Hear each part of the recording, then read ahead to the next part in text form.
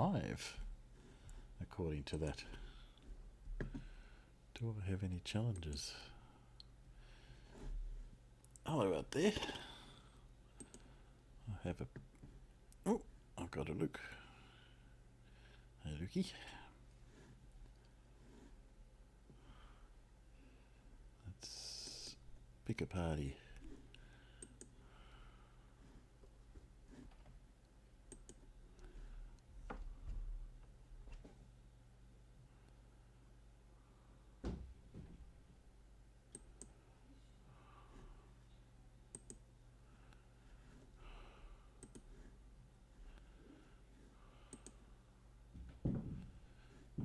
Let me do a party.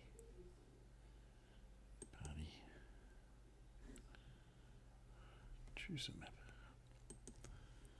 Ah, sorry, I should be talking. Yes, g'days everyone, how are we going?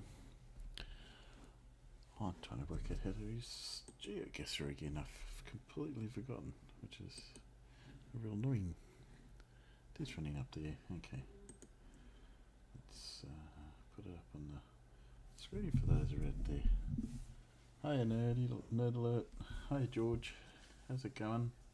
I think I said in the text, but g'day Dora, and I think I saw Carl. How's it all? Just got to push the right few buttons out here. Change that to there. Should be looking at. Where are you going? Where are you going? Not that one. Not that one. Not that one. Why can't I see what I want?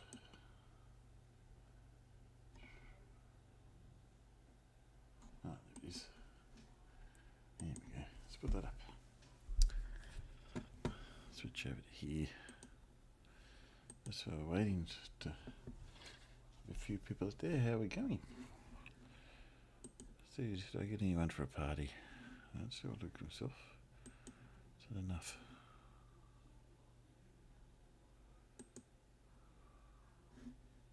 Start game. Okay. You guys can help.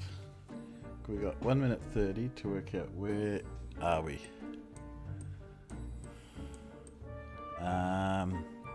We are in the world somewhere.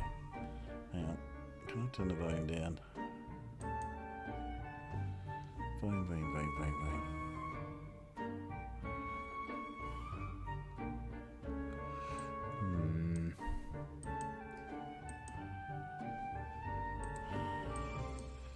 I think we are in the countryside. Somewhere in the world. Oh, vineyard. I'm gonna take a wild guess. What do you reckon? Spain? Portugal? I was gonna go Italy. Maybe somewhere up here? Let's put a guess. Am I right? Waiting for all the other players to guess. Let's see. Spain, you reckon?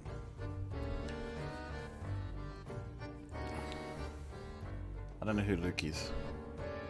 But Luke, it's your turn to guess. Can I turn the sound off?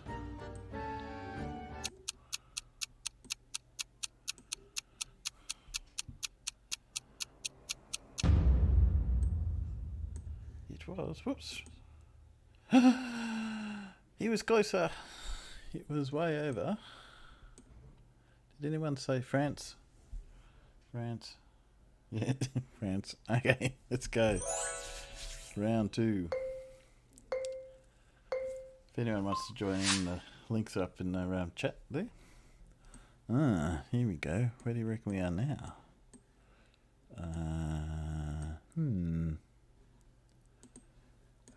We are up in the mountains somewhere. Chile? Could be. Sicily, someone says. No, I don't think it's Sicily. I gotta admit. I can't go any further that way. Hang on. Push the arrow. Can I go up the hill? Where are we? Okay. Where is that?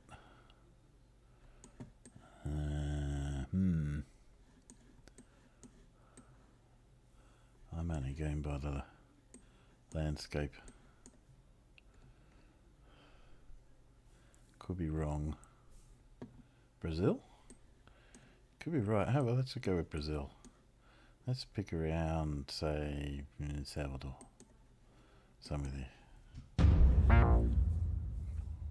Oh! Madagascar. How many people thought that looked like Madagascar? It is Earth. No, it is definitely Earth. Okay. Round 3.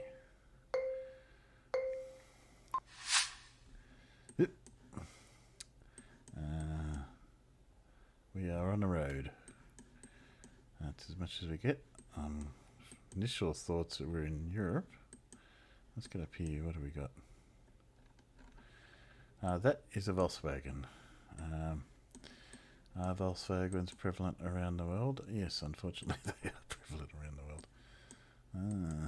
Must be something to find. What else we got? Wander down the road. Come on, some writing or something. Got to get closer than 3,000. Come on. Whoop. You know what? It's a place that doesn't have street names. Does that help? I've got 42 seconds left. I can tell you that the cars drive on the left-hand side of the road, which narrows it down to about 3/4 of the roads in the world. I'm gonna guess somewhere in Europe. 18 seconds. I've got to guess somewhere. What do we reckon? Anyone? I'm saying Netherlands. Oh, Western Russia. Someone says so. I'll go Netherlands. I just clicked it. Oh, you're right. You're just a bit late, Dora. You should have got in sooner. Ukraine was pretty close. Look, I only just beat it. Okay, next round. Poll. Okay. Oh, that looks vaguely not familiar at all. I'm guessing in Africa somewhere. Oops, sorry, did that someone have something on the back of the shirt there? Go back. No, other way.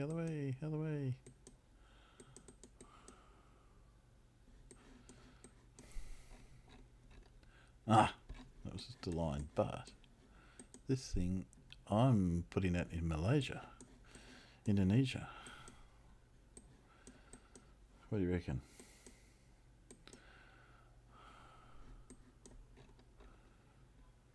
Style of dress. Oh, is that a flag? Don't know if it's a flag I can use though. Okay, what flag's that? Anybody? I'm just quickly going to put this in so I don't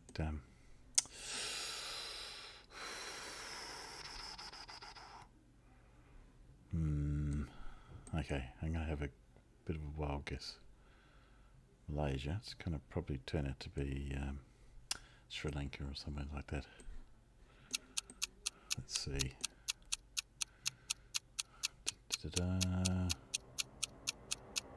Porsche did used to make tanks. I was wrong by a lot. Who said India? Dora. Look, see, Dora, you should come in and play this game. Bangladesh is not that far off. Okay, last round.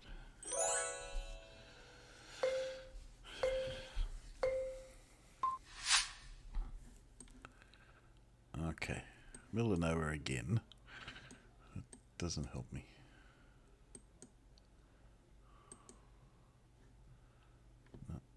No. Oh, hang on. It's somewhere that has cars. Just Nothing on the car. That doesn't make it easier. Let's see. Maybe there's something up here. Cows in the road. Where do they have cows in the road? Service station. Here we go. I drive on the...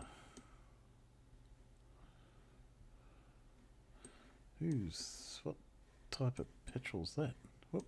Here we go. There's a sign on the... Okay, get up the road. Get out of that. Come on up the road. Okay.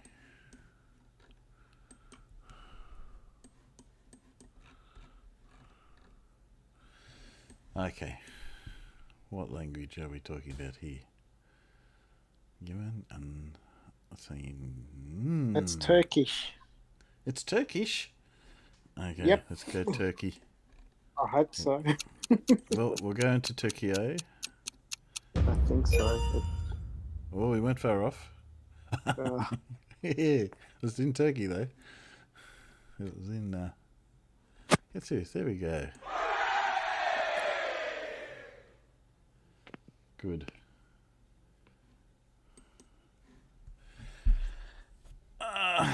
Mr. Very, very expert, how are you? Dora said Turkey too. Oh, it's gone quiet. Okay. Ooh, where's farmers?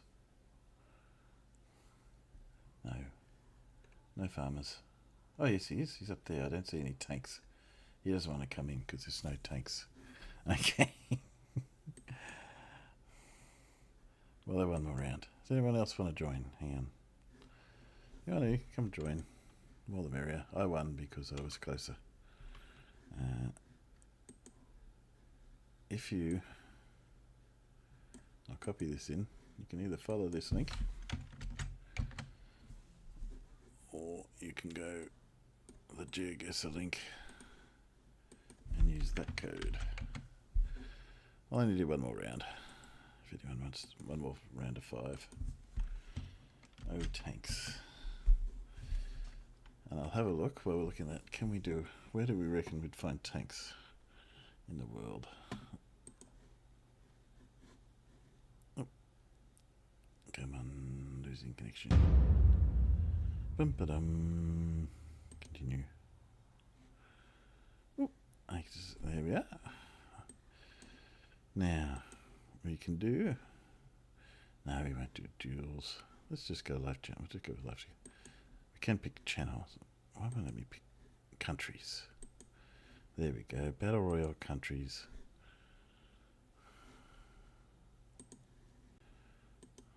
And I need 4 people to play countries. Is anyone else going to jump in? Nope. Okay. We'll go back to live challenges. Okay, let's see where we go. I think Dora's going to smoke us because that's just the way Dora is good at this stuff. Casa de... That puts us maybe Italy?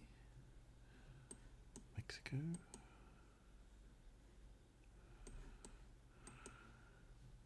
What do we reckon?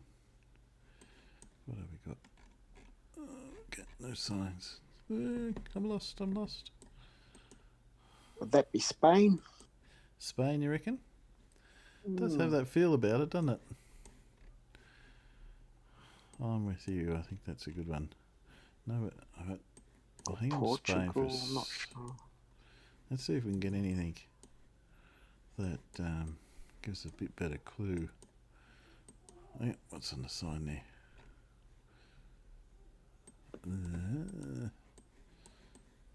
I could cheat and look up the road map.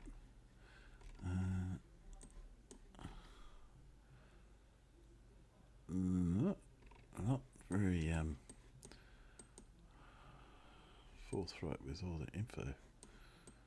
Wherever it is, I think you might. I'll go pick somewhere quickly. So it's not going to be Madrid. Let's pick down here somewhere. Looks like Japan. Yeah, it looks like Japan, What? but you picked Spain. She's playing too. You didn't want me to be anywhere near Spain. I reckon Europe. I'm already up in Europe somewhere. Could be wrong.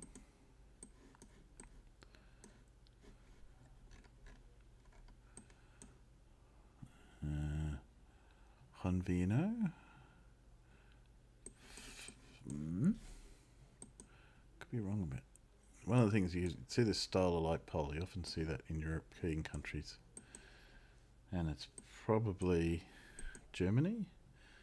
I was going to go Netherlands. If it's Netherlands, then Dora's got a big advantage. I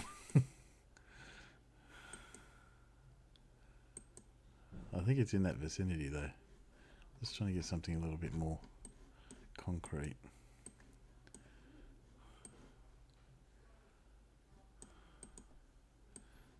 It doesn't have that Germany feel, but it could be. Not that I've been there, I've only been there and gee, guess oh, here we go. Perez. What's that sign? So, Foragossi. Rendello. What language are we doing? Whoop, I gotta pick something. Let's go in there, just hopefully not too far away. Hungary. Who had anyone have Hungary? We had a Germany. Germany's halfway between. Germany's would have been closer. I would have got more points.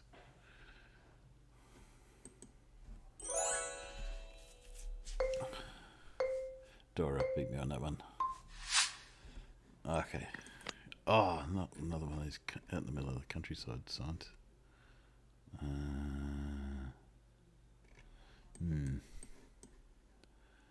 That car gives me a whole lot of detail how they've blurred it out. The number plate thing went a bit too much. Somewhere that's up north because there's snow on the road. Same sign we had before. Might be able to read this one. Oh, and it's gone. That's annoying. How can it be gone, but those aren't gone? Oh, no, there it is. That's... Don't you hate that?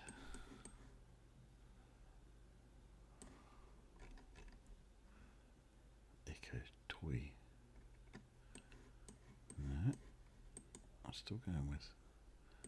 Come on. Catch up. No.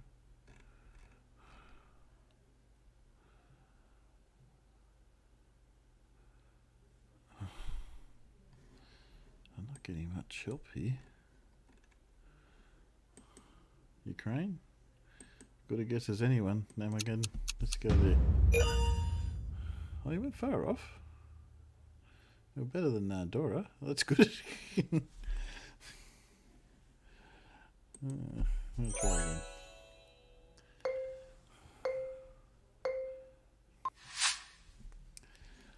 Oh, hey Paul, you on there? Oh no, they're not ducks. I am. I thought for a sec I had found your ducks, but they're not ducks. They look like some sort of gull.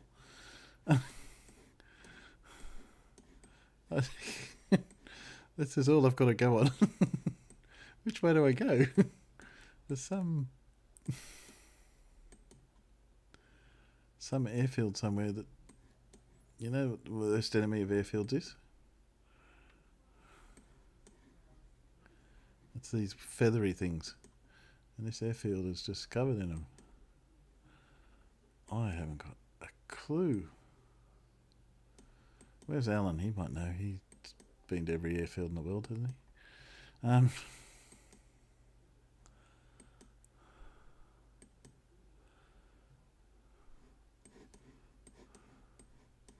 What the... Where...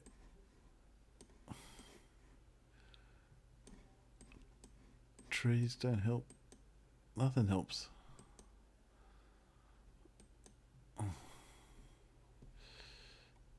I'm going to go Madagascar. Well, I have no idea where I'm going Madagascar.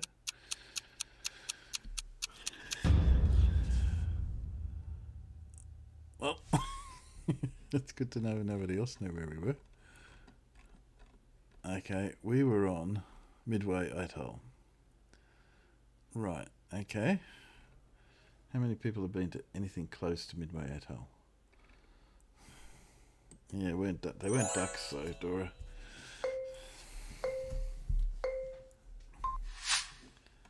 Okay. Last game, last round.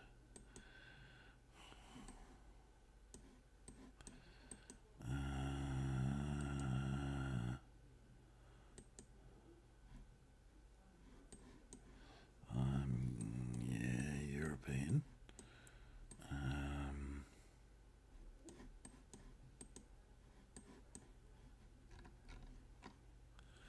Blurry signs. I hate blurry signs because they don't tell me nothing. Yeah. Okay. Who can recognise that? I'm putting it up in Russia.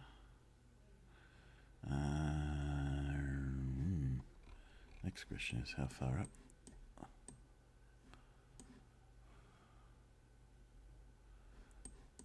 I don't think we're as far up as Moscow.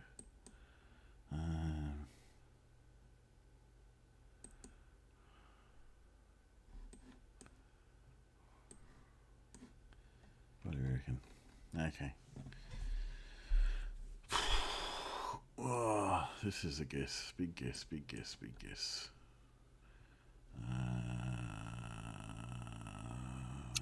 There.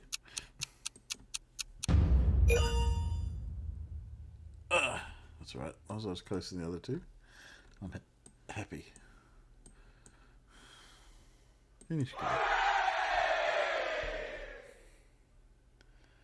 There you go.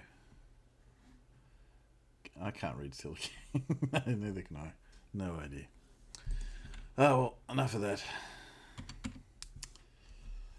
Well, go back to Discord. Oh, we lost him. He's in here for a second and he's run away. Back to you. That was fun. It was fun. I can give it a bowl. I've got to find one. Have you ever played the Makeda puzzle game, Timbo? Makeda puzzle? No. Is that an online game? Yeah. It's not a game, it's a puzzle. Okay, Makeda puzzle.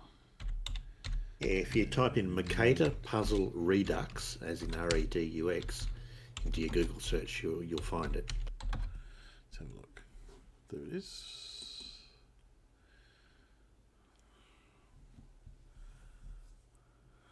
All right, and the idea is you get several countries. Okay. You get several countries in red that you've got to now find where they belong on the map. Do they change the orientation? No, the orientation's fine. That's Brazil, you just obviously. got to find. It's just the size and the shape changes as you move them around, according to the Makeda projection. I would have initially said that was there, but that's can't be right. What country's that then?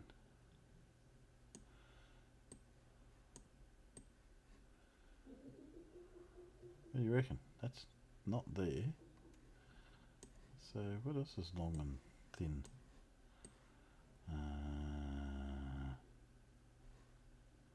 Oh, it was there. You can zoom in. Yeah. No, obviously I was doing the big ones first. I see. So your shape may be a little bit off depending on where you are. So yeah. Because I initially would have said that's Russia. So if we stick that up, it sizes and distorts them according to the Makeda projection. You see. So the further south or north you get, the bigger it gets. Well, this is pretty straightforward. That's the islands of Indonesia. That was obvious. Now I'm getting down to the much more trickier ones. Ooh. Not sure about that one. That I would have thought was Mongolia. Yeah, Mongolia. Yeah. What this is? Okay. What do we reckon? That one. Oh, here's a little one. Oh, I'm gonna find a little one. There's another little one. There's another little one. Nasty little ones. Okay, that's pretty obviously France. And that one. That one's not jumping out at me.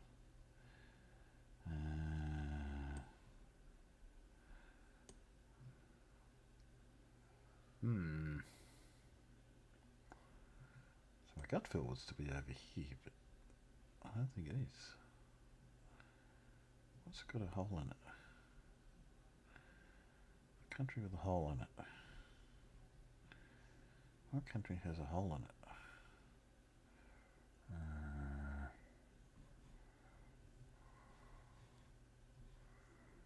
Good.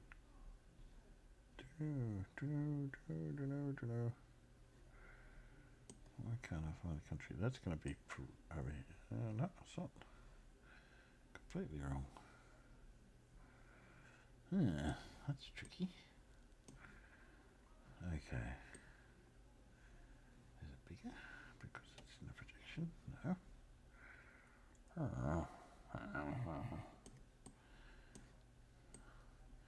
There's no country looks like that.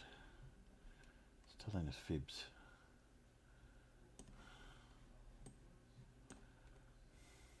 Isn't it funny? See, if I search, just look at the world, it doesn't change the fact that it's still only within the 2 time zones. So somewhere here. Okay. Iran? Iran. Oh, yes, you are right. It is Iran. Well done. SA has a hole in it. It does too. There we go. Because it's got, what's the country? Lithless. Okay. So what about this one, guys? The one on the right is now, we've got Iran already. So I'll stick these 2 here. If anyone tell me what do you reckon? Thailand? Thailand. Okay. For some reason I didn't have in my head, I didn't think Thailand ran down the peninsula like that, but yeah. That's what was throwing me out. Okay. So still got 2 big ones left. What do we think?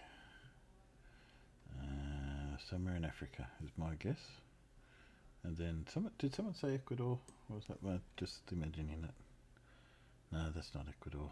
It's the wrong size. Compare. The one in Mongolia might be Switzerland. Oh, okay, I didn't see that one. Yeah, okay.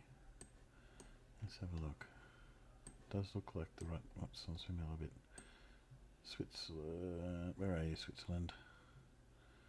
Why can't I see Switzerland when you should be just there? Well, left of Austria. Austria. Left Austria. Right a little bit. Up a little bit. Hang on, up a bit. It's here somewhere. Austria? Oh, Switzerland. There it is. There you go. Thanks, Paul. Sorry, thanks, Alan. I've got 2 big ones left. Work them out. Okay. That one, reasonable sized country. I thought it might have been coming out of here, but nothing's jumping at me. What do you reckon? Left of Austria. Yes. That. Think about those 2. Let me know in the chat if you can think of that. Just going to look at these 2 as these. Oh. Okay. What country looks like that? I reckon they're going to be. I thought it might have been coming out. I reckon it's in Europe. Those are in Europe, but I could be wrong. They're only small. I'll stick them up in the Mediterranean for the moment. Not the best size of this plan either. You could have told me where that. I was playing GeoGuessr a second, Alan, ago. And yeah. it came up on an airstrip. It was just covered in goals. Absolutely no markers, no nothing. Turned out to be the Midway. I said, yeah, there's one thing that airstrips hate is birds, and this one was just covered in birds. Okay, 2 more to go.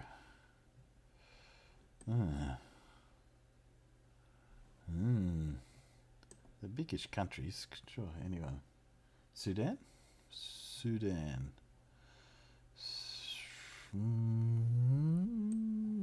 Yeah, not quite right.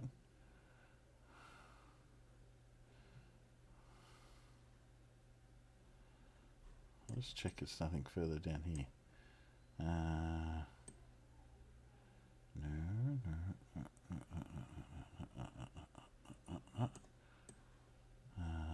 Okay. It's not Afghanistan. Just waiting. It's too big to be any of those. You can see it's. Yeah. It's as big as half of Europe, isn't it? Yeah. So, Oh, sorry. It's as big as half of Western Europe. Yeah. So what do we got down in that's not Bolivia. There can't be anything down there. Come on. Where do you live? You'd think it'd be one of these in Northern Africa, but it's not fitting. It's not fitting.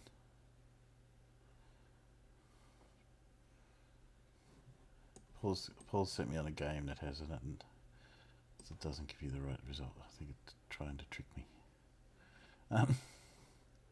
Come on. That's got to be somewhere.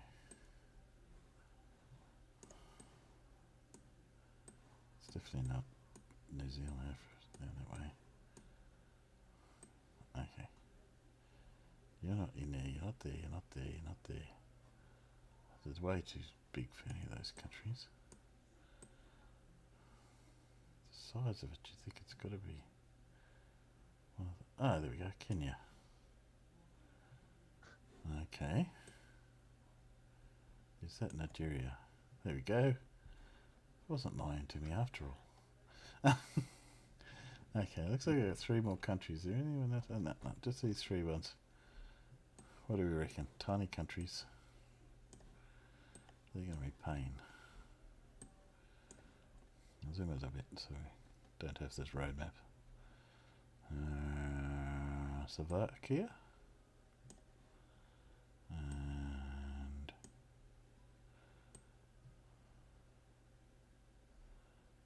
I thought it might have been in there, but Moldova. Moldova. Moldova. It is Moldova.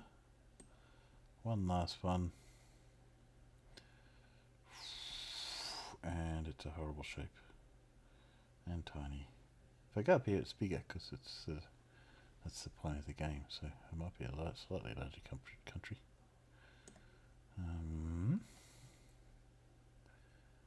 Nothing.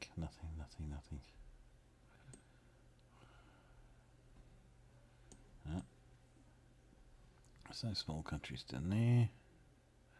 Nothing over there. Doesn't look like an island.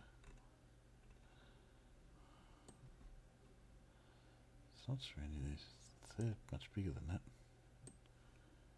Bulgaria. Bulgaria. Bulgaria. No, it's not big enough for all of Bulgaria. Yeah. Liechtenstein, Austria, Croatia, North Macedonia. It's too small for the Poland and up that way. And these are Estonia. Don't think it's any of those things up that way.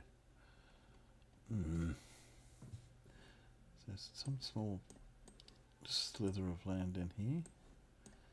What have we got? It's not the right shape for Singapore.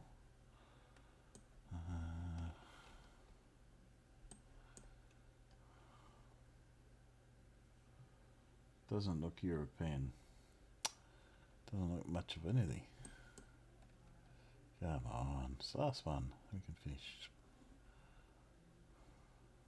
like to finished. I like to go not finished. Do we have any clues? Any clues? Nope. No buttons to cheat with. Is it just that I'm in the wrong part of the world? If I put it up here, it's going to be this big. But there's nothing that big up here. Iceland. If I go down here, there's nothing that big here. And it'd have to be, if it was that, it'd have to be down in South America. And I don't think there's any small countries in South America that small anyway. Oh, could it be somewhere like Santo Domingo or one of the larger Oh, one of the islands over here. Caribbean islands? Could be. So Jamaica would be that big. No, it's not that one. Not that one. Haiti? I can't remember where Haiti is now. Oh, there. No. Haiti's not the right shape, I'm afraid. No, definitely not Iceland. It's way too small to be Iceland. And a bit the wrong shape. And a bit the wrong shape. Like, nothing at all like it. It is. I don't think it's Jamaica. I looked at Jamaica. So, it wasn't Jamaica. One last one. Come on. What is it? What is it? What is it? What do we got over here in East Western Africa? There's a few countries in that area. A few I don't know about. Gambia. So,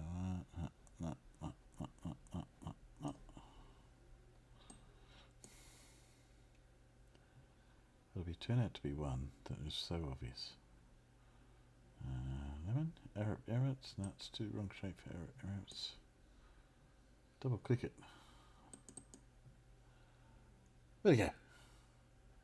Where'd it go? Who told me to double click it? Where'd it go? Ah, here it is. What? Timor-Leste. East Timor. Oh well, it vanished. East Timor it was. There we go. Okay, Al, how are you? Oh, not bad. Sorry I was a little tardy in arriving. You're right, it's no problem. Had to go to the farmer's market so that I could have my cooked breakfast. Okay. And speaking of farmers market, farmers, you can come in now. We've stopped playing GeoGuessr. Either that or I'll find you a tank. I don't know where he is. He was in the chat. What did you get at the farmers market? I got a couple of sausage rolls for my lunch. Yeah. From Beryl, and I got a pack of homemade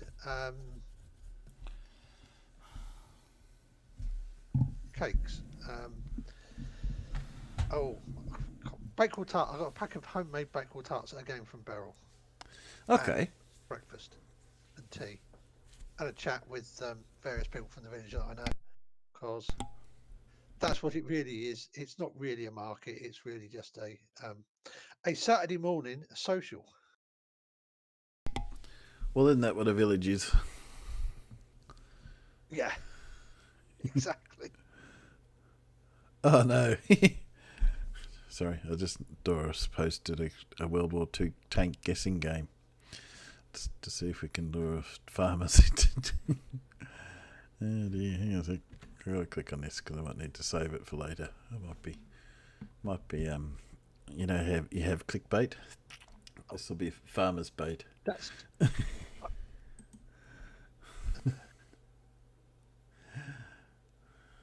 I think he would guess all of those very quickly. I think I'd get most of them too. Oh well, why don't we put it in? We'll see how we go. You roboting a little bit, but okay. So a little bit. I'd say a lot. as in, as in I can't hear you. Sorry. My question is, third one down, middle row. Is it a Grant or is it a Lee? This one? Yeah. Okay.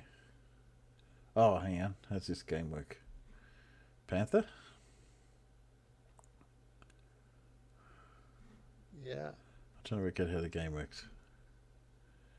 The middle bottom I know, middle top I know. Someone said Panther.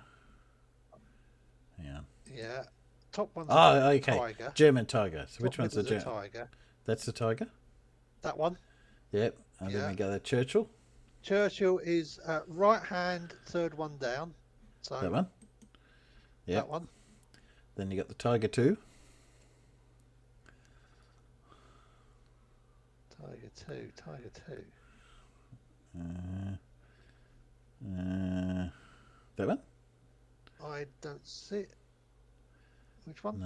No. Bottom. No, that's a not T30. That's a T34. That's a T34. Let's do it by elimination. So do you know what that is? Right hand side That's- bottom. Yeah, that's an M4 Sherman. Okay. Left bottom.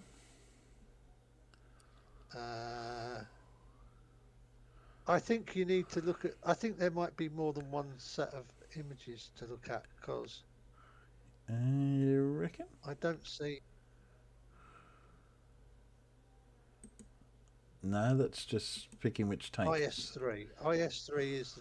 I think Oh, let's go here. Okay, the IS3. Which one was that one? That was... the IS3 is either top left or the one diagonally right from it. That one or that one. Take your pick.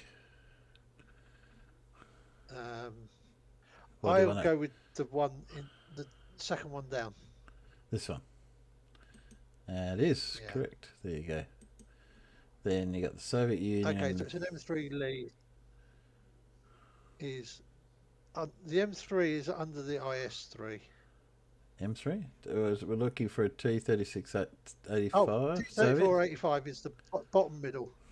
Bottom middle. Yep. I've been in one of them. Then we've got an M5. M5 Stewart. is top right. Top right. Yep. And then you got the Fiat.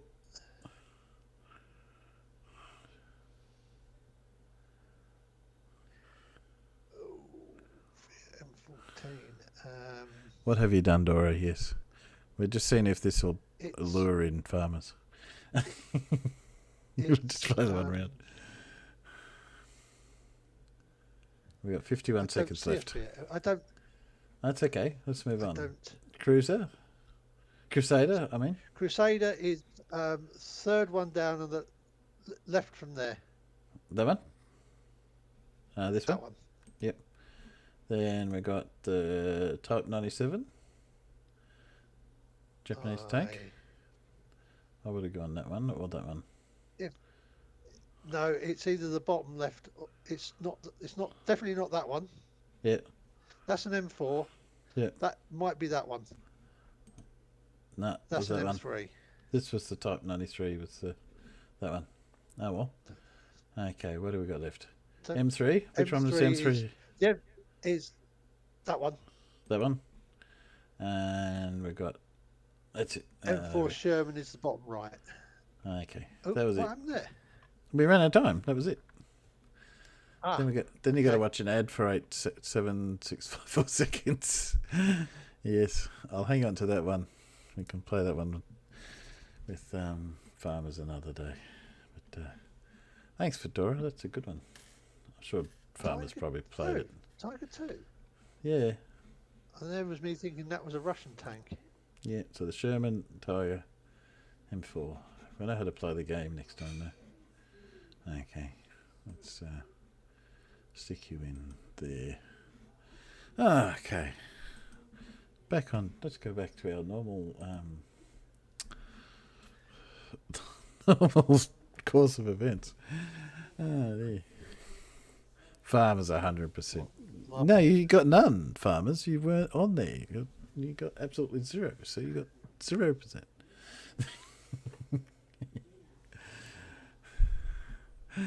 Ah, yes. So I've got a Lindsay, believe it or not. An R-rated Lindsay. Have we got any under 18s in the chat? You need to let me know, because he says it's R18, so you can't watch it if you're under 18.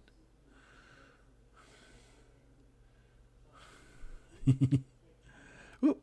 Yep. Time to go get your cup of tea. How long is this one? 21 minutes. There we go. Okay, so time for your cup of tea. Now I'm going to put on some Lindsay. I'll make it big. You can see that in Discord. We need to put it on. Oops. I need to put on it. Get out of that. Why can't I put that on Lindsay speed? Because I'm hitting the wrong button. That's why. Go. Oh. Yeah. Timbo, rather than trying to feed the audio into Discord through your mic, can we just listen to it using the Discord app? Because it certainly for me it gives better audio that way. Well, yep, that's fine. I've shared this directly. Sorry, I've just because I'm sharing this through my OBS. Can I? I'm just got to disconnect that. Yes, I can. If I do this and go over here, then you can just hear my mic directly. And you'll have to let me know if you can't hear anything. I'll just change this to here. Where'd you go? There we go. You used to have to do that with Discord, but now Discord have fixed it so you can hear the audio. Okay.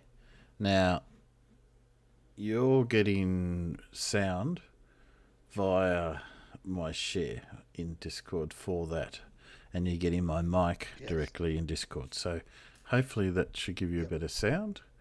I'm just checking. Yes, sorry guys, black screen. There you go. You should be able to see that now out in the... and I'll make sure...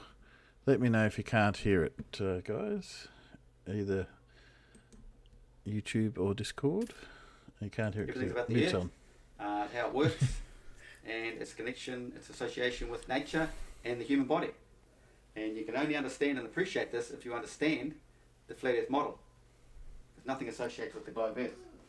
It only associates everything, nature, human, body, the brain, all associates with the flat Earth design.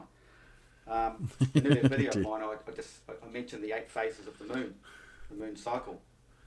Can you hear that on YouTube? You know, it's mentioned quite a lot in ancient text, myths and legends. So I just thought I'd expand on that a little bit. And as it turns out, it's going to be a little bit of a sex lesson. And blow me down, I just happen to have the shirt on today. I just jumped out of bed to put the rubbish out. It's the first shirt I've found in the drawer to do with plumbing. I've got this on, and here I am giving a little bit of a sex lesson here. So listen up on how the moon works. If you know the moon's the mother, the sun is the father, and the Bible tells you, love thy mother and thy father. You're not talking about your physical world down here. It's all... Sorry, didn't he say that before? He said that the sun was the mother? Or maybe I just haven't really been paying attention. I don't know. Okay. Try again. All celestial. Spiritual and celestial. And celestial is the spiritual, that's heaven. Down here is the physical world, it's hell. Hellenistic, you've heard of that? Greek mythology. This Hellenistic. Is hell. That's heaven. So... isn't Hellenistic come from Helen of Troy, or am I wrong? Someone please correct me. Hellenistic is stuff that comes from Greece. Yeah. Not hell as such. Okay. No, I was just checking that. Okay, move on. When it says, love thy mother and thy father, you need to understand the whole zodiac system, the moon and the sun, what they do, how they're separated in our physical world. Sun, moon, and in between you've got the 5 wandering stars. We need to unite, come back to singularity. This is the dual system. The world we live in is a duality. We need to bring it all back to a singularity. And this is all about the divine awakening of man. So, what I've done is I've drawn the moon cycle over the month. And it's sort of like, you could call it a moon zodiac, but it needs to be placed over the zodiac sign. Somehow, you need to understand this in relation with the zodiac sign. So you've got the zodiac sign for the sun, all the 12 zodiacs, and this moon cycle, and how it moves around the flat earth, the zodiac. So this is what the moon does over, so imagine this is the whole of earth, right? And imagine the sun and moon go over the whole earth. You know, we're told in science it can only happen in the ecliptic plane, blah, blah, blah, blah, blah. But we don't see reality. But just imagine you can, and you're seeing the thing move over the entire earth. This is the cycle it takes over 1 month. Right, so daily it goes like this. Daily over 14 days, then back in again over 14 days. So the moon will spiral out away from the sun all the way up to full moon, and then it winds back in again. This is the bee's hive. Must be like a spring. In ancient myths and legends and cultures, whatever. But on a monthly system, you know, it winds out and winds back in again. You get this cardioid look. So it comes back in, around the whole, catches the sun and stays with the sun for about 2.2 days. Ilios, Before it comes yes. out again. My earlier video started with all this stuff, so I'm just going over it again basically for you newbies. And this apple, cardioid, is forever moving. You know, it doesn't stay in the one place, it's forever moving. It takes 19 years, the Satuerday period, for the moon to end up 19 years. Positions to end up in the same place again. Ah, of course, yes. Slightly creeping, right? Besides that, you've also got the tilting of the ecliptic plane. That's over a year, down and out, up and in over a year. But we're not talking about that, we're just talking about the motion around the flat earth like this, even though it's tilting. So, this is how you draw it. So as it comes back, moon's coming back in towards the sun at new moon, comes in here, because this is new moon, the sun would be there. So if we freeze framed everything, this is how it would look. The sun would be there, and the moon has come in at new moon in the light of the sun, because the sun shines that way across the whole, and the moon would be on the opposite side of new moon, bang on new moon. So it starts coming in, so it comes in, sticks to the sun, because they're all moving in the same direction. Everything moves in the same direction. But Don't believe any of this bullshit globe stuff, okay? There's only one central vortex that projects the whole realm, and it's just turning in one direction only. So, the moon's come in, it's wandering around here with the sun before it comes out again. So it's lost in the light of the sun with the sun for 2.2 days. So we have look, these are the 8 phases. I've drawn the moons here, but we're talking about this phase. From there to there, from there to there, from there to there, there, 8. 1, 2, 3, 4, 6, 7, 8. 8 times Mr. Tesla's numbers, the keys to the universe, that's 1 month, isn't it? But the sidereal month, in respect to the moving stars, 27.314. They try to tell you. what? 8 times 369 ends up with 29.54. Okay, someone will have to explain to me that sometime how we got to there. Anyway. It's 0.2 something like that. I think he wanted to divide, Right, not yeah. multiply. That's when it comes around so far.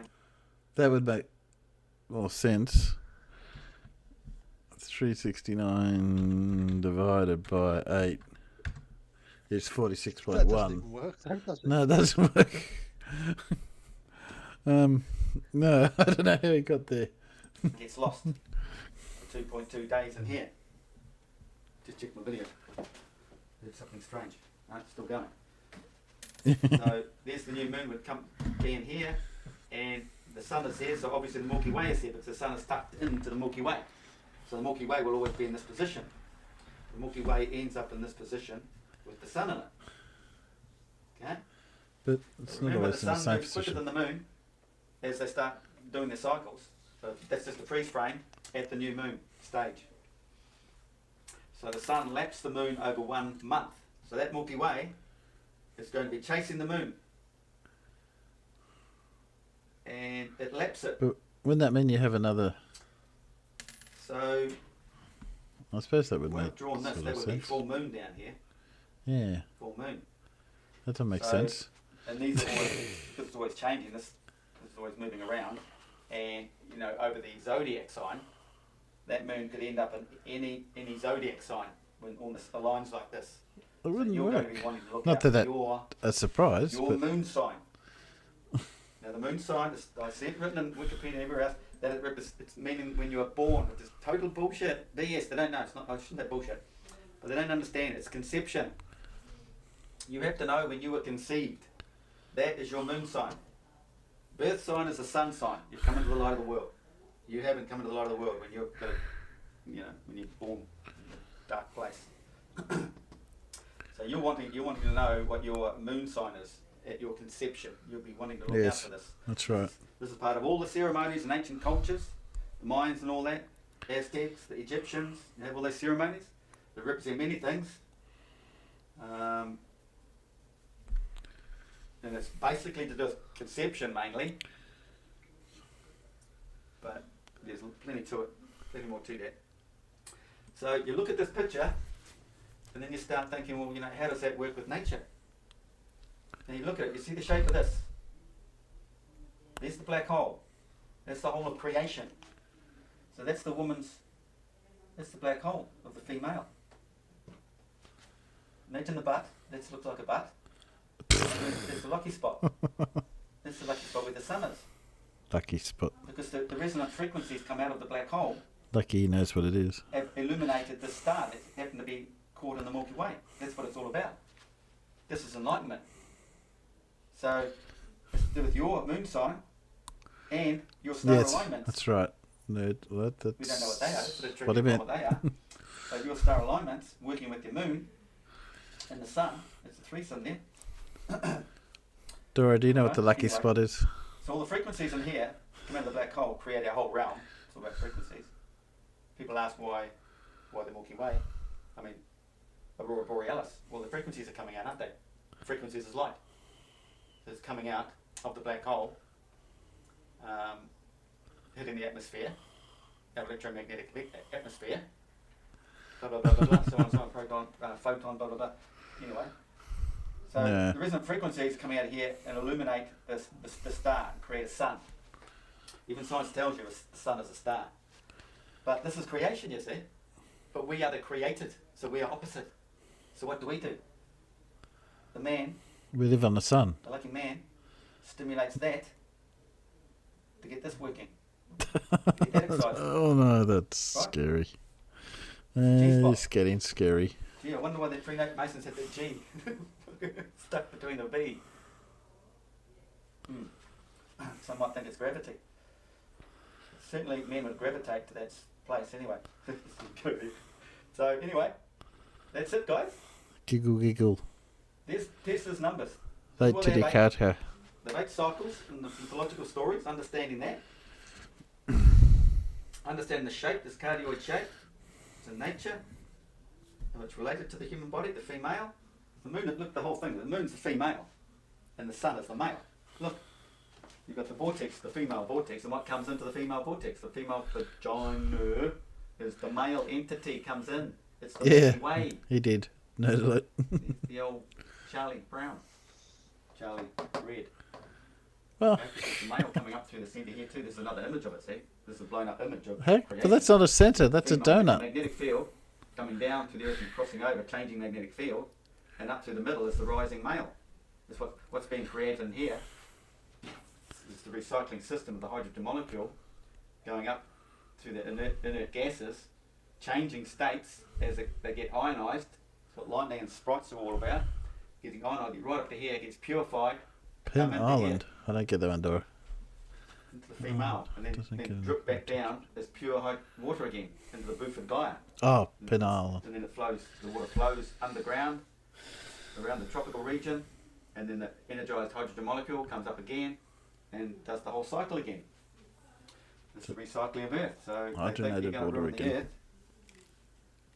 You know, this man-made climate change rubbish. That's total BS. Everything gets purified. Everything gets drawn to here and dropped to the earth into the desert areas. Gets filtered. The rest, it's just purifying the water. Everything's about water. And this is the thing about that train wreck in Ohio or somewhere in the States there, how they set fire to it. You've got to stop and think, well, maybe that was probably a good idea, because you don't want that shit seeping down into the waterways, the subterranean waterways. But if you can burn it and have it come up, it recycles itself. It gets flushed out. It's cycling through the sand, stuff that falls down here, No. and you're not infecting the water down here.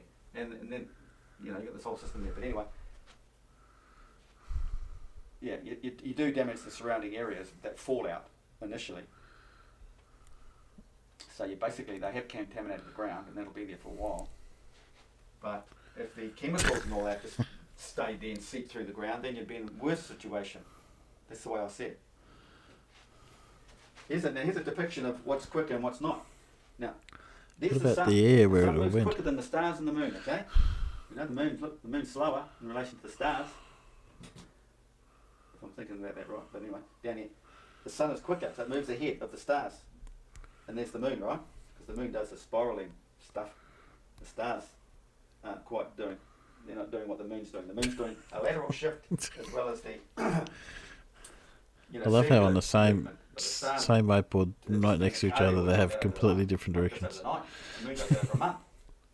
There's another association. They're all connected. So you've got the stars doing that over 24 hours. You've got the moon doing it over 1 month.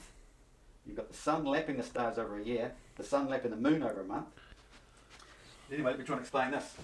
Why the sun is quicker, how it works. Now, in this spinning ball model, it's the same. They say, well, you know, they say the stars are quicker than the sun, which is rubbish. And they sort of stick with that with their ball, but you can think it works like that with the flat earth as well, but I'm going to explain how it's not. It doesn't work like that. The sun is quicker. So, drop back before the sun. So the stars drop back before the sun. Sun drops back before the sun. In other words, the tail end gets lost in the light Remember, of the this sun. is the knowledge that has been So revealed to imagine you and the you don't know cycle- it. Got the cycle. Let's say it's all black. It's all full of stars. But you've got a portion that comes around that's in daylight. Moving across the top of the stars, say. The sun approaches, the tail end gets lost in the light of the sun. So as the sun is moving this way, it's chewing up all these stars, losing all these stars in the light of the sun. It's chewing them up. But at the other end, 24 hours later, or behind, the sun has moved this way. So early evening, you're getting more stars turn up because they now are now exposed thanks to the sun moving off them. So the sun approaches, but at the other end of the cycle, 12 hours, more stars turn up at the start of a new night. And because of this, they They're tell there in you the first the place. stars are quicker than the sun. They're not considering this end of the sun. But on their spinning ball model, they probably have to stick to that idea because they're not using this flat earth model where the sun is moving around the earth like this. I could be wrong, but I haven't put my head into that. Okay. Anyway, You don't even know this is how it works. The how sun is it quicker, really works. definitely quicker than the stars.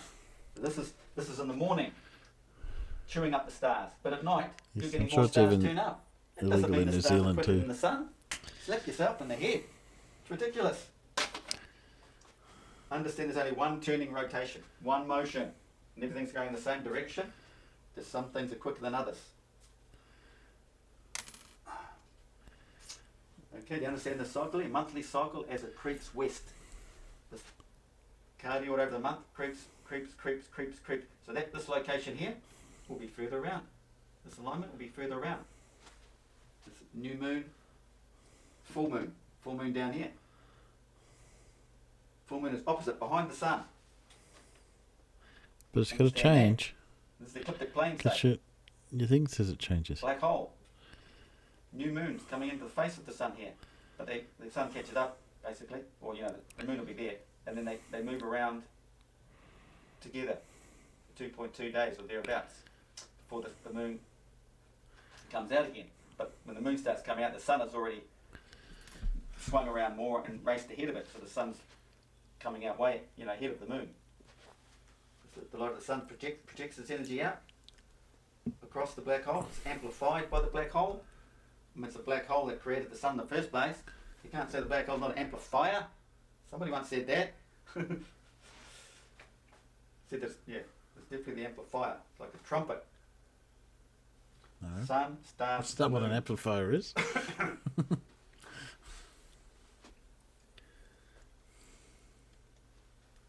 Just get your head around that. Put it on freeze frame. Understand it. That's the monthly cycle, but it's obviously the moon's come right out here during the month, because that's the cycle, daily cycle, winds all the way out to Saturn at full moon, then starts winding all the way back in again, right into the face of the sun. We want to share this. No one would have shown this before. No one understands this. I'm the only No. guy. Trust Well, you me. don't even I understand am it. the only one. There is only one who knows this sort of stuff. Even that's written. Okay. Thanks, guys. Thanks for watching. Give us a thumbs up Oh, dear. or a like, and subscribe if you haven't already subscribed. Start learning some real stuff. Yeah. Scary stuff. Scary stuff.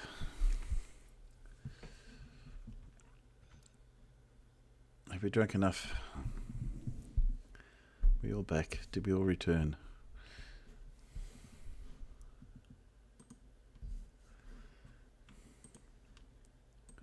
No, no one's talking to me. Oh, Sorry. oh, I'm here. Yeah, there. Good.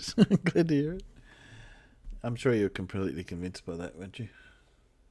Oh, absolutely. I just made complete sense out of it all. Not. Some of it is just. Well, first of all, his math's a bit of a worry. 8 times 369 doesn't equal 29.136 or whatever it was. No. So, yeah. I was trying to work it out in the head, but he keeps talking about how we keep saying the stars are travelling faster than the sun. It took me a little while to realise that he's only talking about when we look up at the sky. He's thinking that we're saying that because we'll see the star trails, that they have to I be wonder if travelling. he has. Yeah, I wonder if he has family or grandchildren that know he does this. Yeah. Well, we know that he has to do it when everyone leaves, but yes. I got the impression that he goes to his local church and they know what he goes on about, but I can't see any of them accepting any of this because there's a lot of... No. Yeah. It's quite bizarre, really. Yeah. Particularly that last statement, that's the one, basically, he's the only one in the world that knows this stuff. And that's written. And I think, yes, it's, it is a bit, almost, well, concerning, really, But hopefully it functions relatively well otherwise. Yes.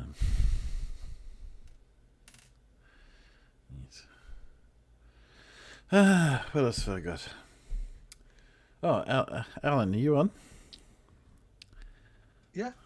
Okay. I got something else that you might like to talk about, or I can talk to you about. In 20th of April, there's going to be a solar eclipse pass over Western Australia, but it'll pretty much be partial eclipse for the most of Australia. So I was thinking, of trying to capture that on video and photo if I can. Obviously, it'll depend on the weather. So, Indeed. have you done any of that? I did once try to photograph a total solar eclipse. Back in the days when I only had a film camera, because this was 1999. Yeah. And I was planning on using welding glass. Okay. The darkest welding glass I could get hold of. Yeah. it turned out to be a moot point because after spending the day driving from Norfolk down to Cornwall with my then 9-year-old son on the back of the motorbike, Yeah. it was a lovely sunny day, and then it got to about half an hour before eclipse and the clouds rolled in, and then it was completely cloudy during the eclipse, and then about half an hour after it all finished, the clouds rolled back away again. That's so good.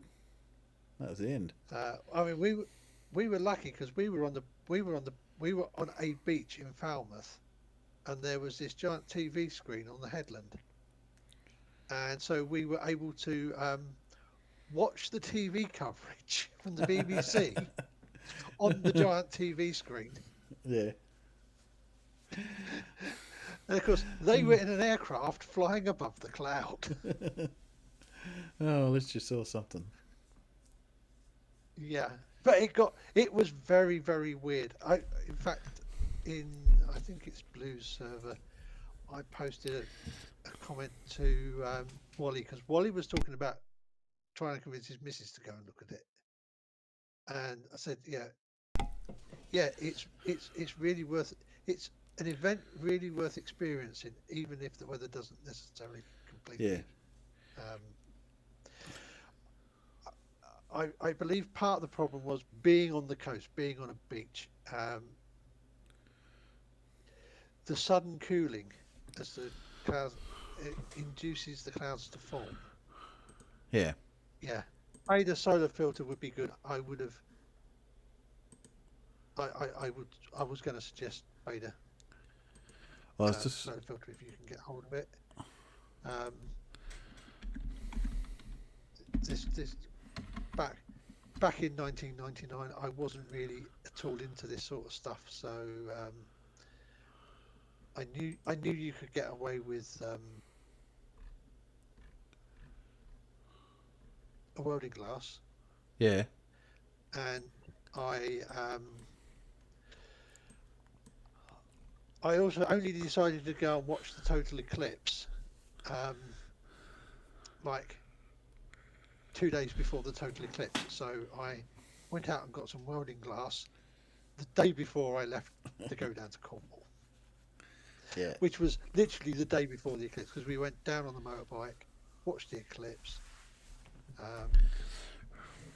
Took so long getting out of Cornwall that it wasn't funny. Managed to get a B&B near Yeovil in Somerset, and then came home the day after. Well, First night we slept at the side of the road in a bus shelter.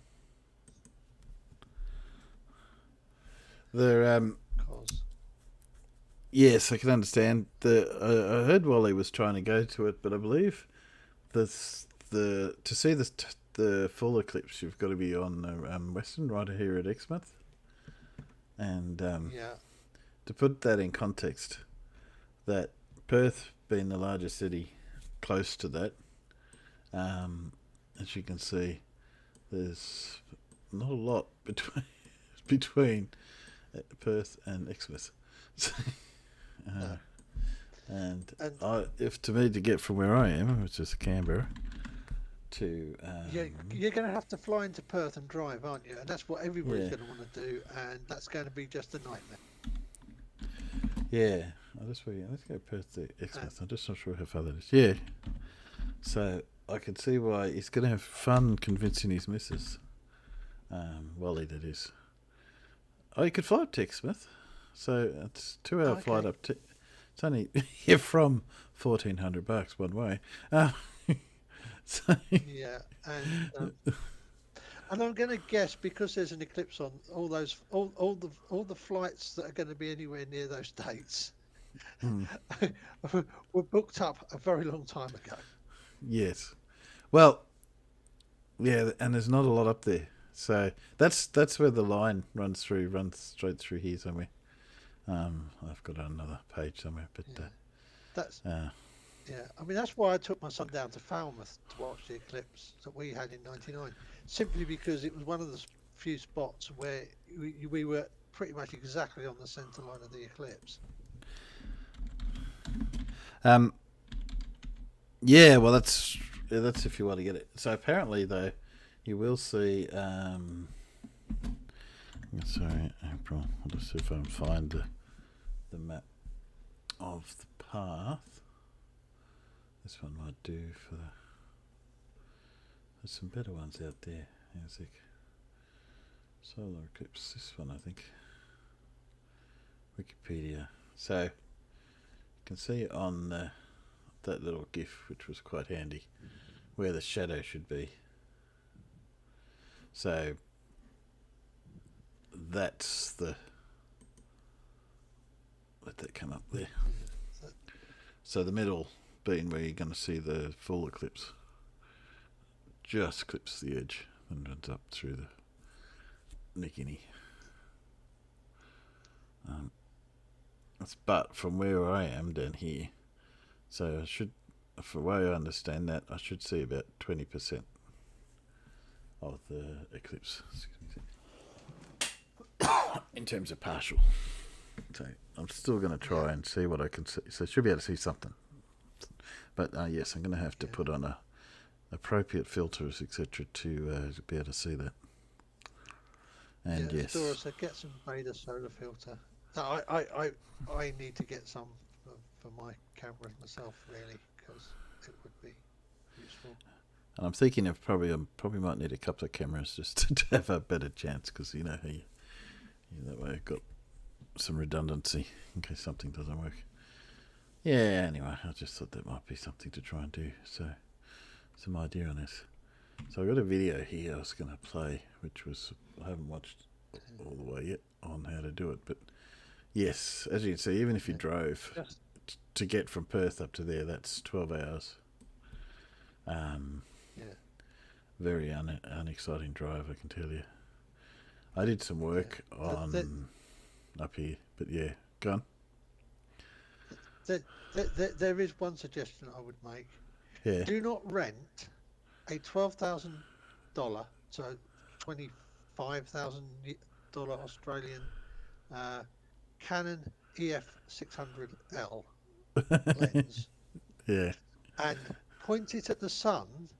Yeah. Without a solar filter, because when you melt the aperture blades, that won't be covered by the insurance. No. Apparently, the person who did it was quite lucky in that the hire company that he hired it from is actually an authorized Canon repairer as well. Yeah. And so the repair only cost him $3,000 US. Yes. But plus the higher price, so nearly 30 grand. Well, you can actually hire a lens like that relatively cheaply. Probably, I don't know. Over here, I would think about £300 a day. Right. Which, considering you're renting a $12,000 lens, is not that bad. No. But, especially for a working photographer, because the whole rental is tax deductible. Yes. And you're going to bill it, and you're going to bill the rental to your client anyway, aren't you? Yep. If you can do it that way, that's always going to be better. Have a 2-hour partial. Or at least you're going to work the rental charge into the fee that you're charging your client. Well, that's the best way to do these things. Anyway, if I went up here, this is what Exmouth looks like. Very red, very flat. When it's red, when you see red countryside in Australia, it means that you're middle of nowhere, pretty much. I thought most of your continental-sized island, yeah, was red. Most. Yes, if I zoom back out here, so all that whitish stuff is red, or Yeah. reddish soil. So definitely most. But that's what I'm saying. If it's red, so I've dumped a middle of nowhere, you can see it's flat and middle of nowhere. So pretty much everything that's that whitey stuff, there's not much out there at all. Yeah, you get a few things like Alice Springs, but that's not a huge town either. I kind of thought that even the bits that are covered in up in the Northwest Peninsula and stuff,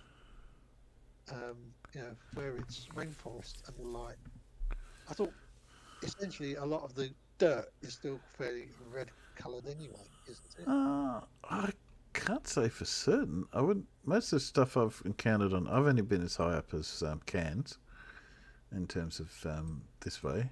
Cairns is there, and it wasn't that red, I could admit, because it is this sort of coastal sand. Most I would describe that when you've got to remember, Alan, that the top part of Australia contains some pretty significant rainforest areas. Yeah.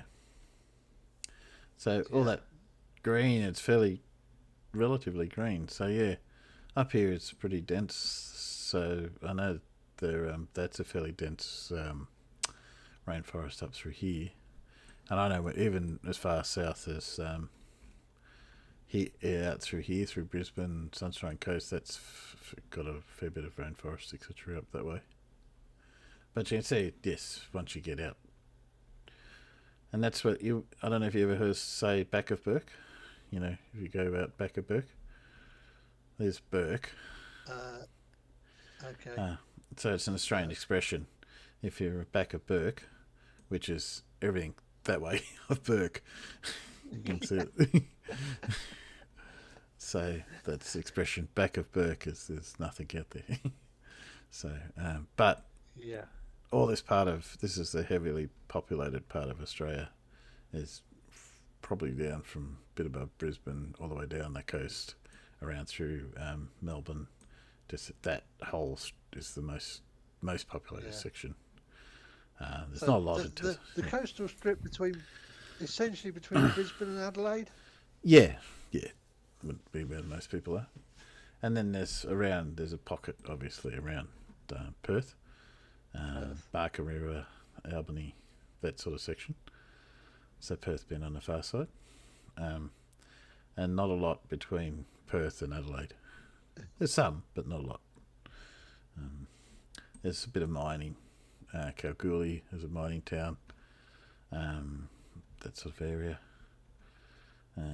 As you can see, that's where the Emu Wars were. Is over in this way somewhere. If you ever wondered where the Emu War was, it's over there. Yes. But yes, I won't be travelling up to Exmouth, I don't think, to see it. So yes, we'll go best we can. So I was going to play this video. That's what I was going to do, wasn't I? This one had... go on. I was just going to say, I came across an interesting fact that, as you mentioned, your interest in work in road infrastructure. Yeah.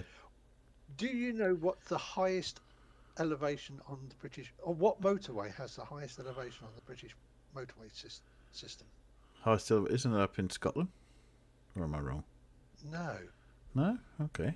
No, it's the M62 over the Pennines. Oh, okay. That would somewhere... So up past Manchester. But sort of Burnley, Preston. M62. The M62 runs from Preston across towards Leeds. If you've gone past it, you're north of it. Not too far of it. So there's Leeds. There you go. So just north of Manchester. Preston to Leeds, M62. Okay. No one.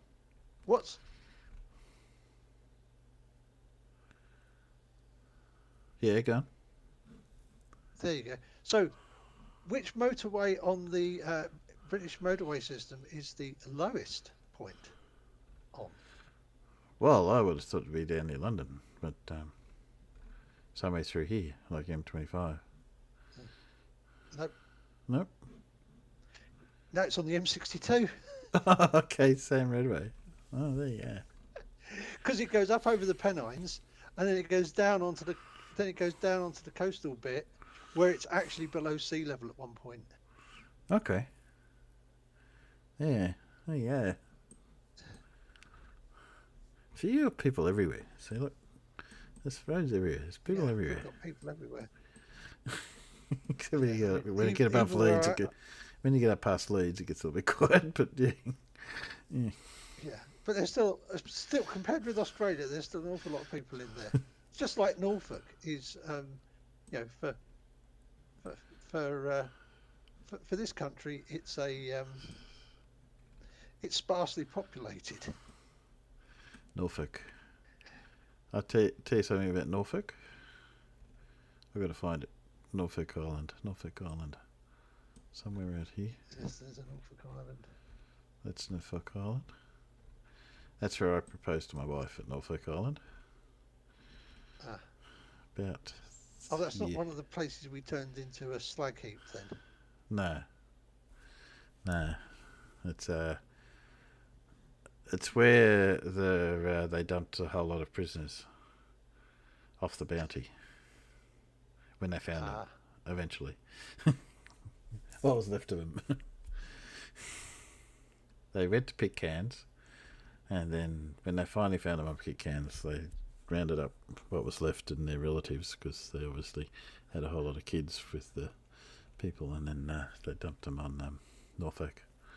Then eventually they put a really one of the harshest prisons on Norfolk, so the really, really bad people were sent there. And but now there's not a lot of people there, but it's not what I would call a let me dump in here. It's where they get the term Norfolk Pines. That's where they come from, Norfolk Island. As you can see, it's not a sunny coastal island. It's a very harsh, nasty island. Yeah. In the middle of the Pacific. No port. Still doesn't have a port. Although they were trying to get one built, but so they run the liners out here and then stick them on what do you call them? What's season? Run the goods in and out, or now obviously they could fly some of them in and out. Anyway. Yeah. Well, if I world's largest sheltered enclosed harbour is no longer Sydney.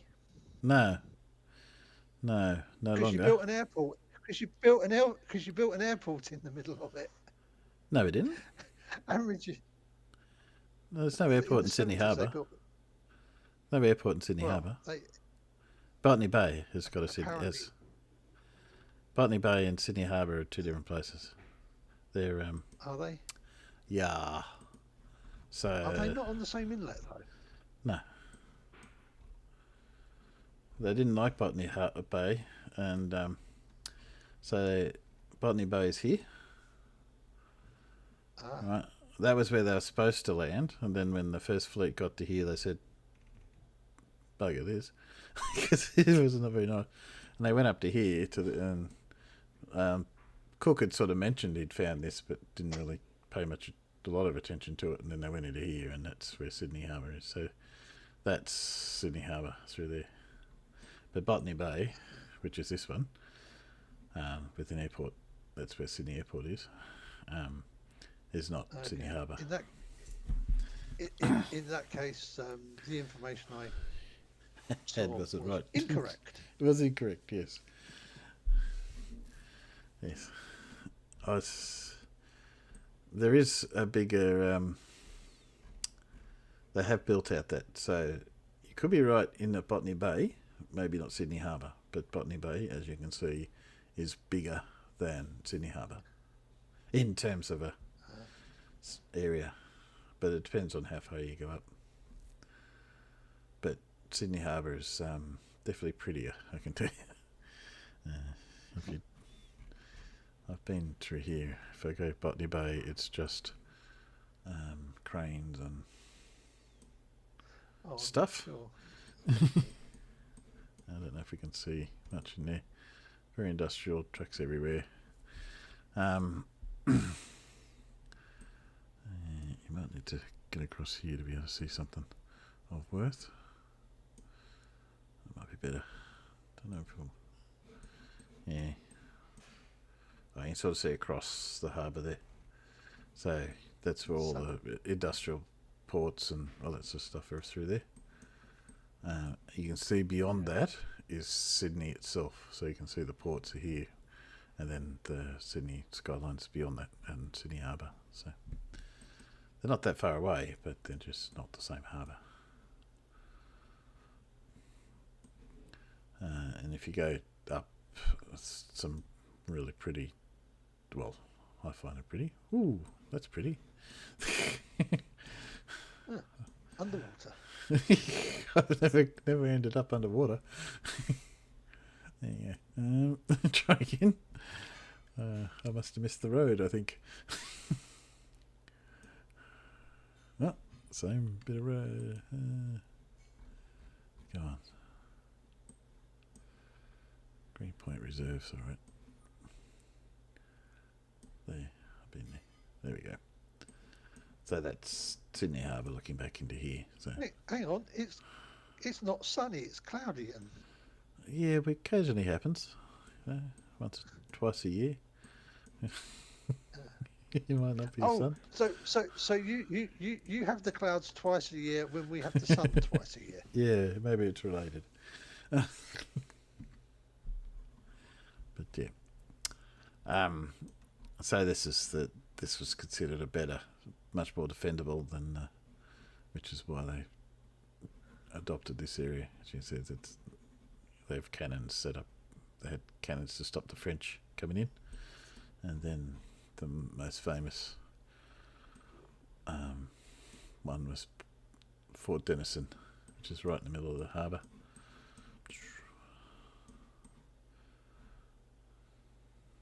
I'm suspecting the cannons may have been not obstructed. That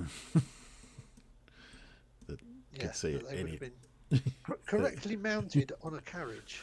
Yes, so you can see looking out that they would have had guns all the way through here. So any ships that came into the harbour would have come under fire from Fort Denison.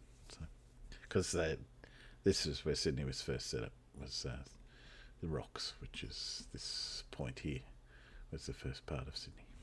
So anyway, I was getting back to finding out about. So I was going to play this. We've got 6 minutes, so you can give me whether you reckon he's on the ball or not. So.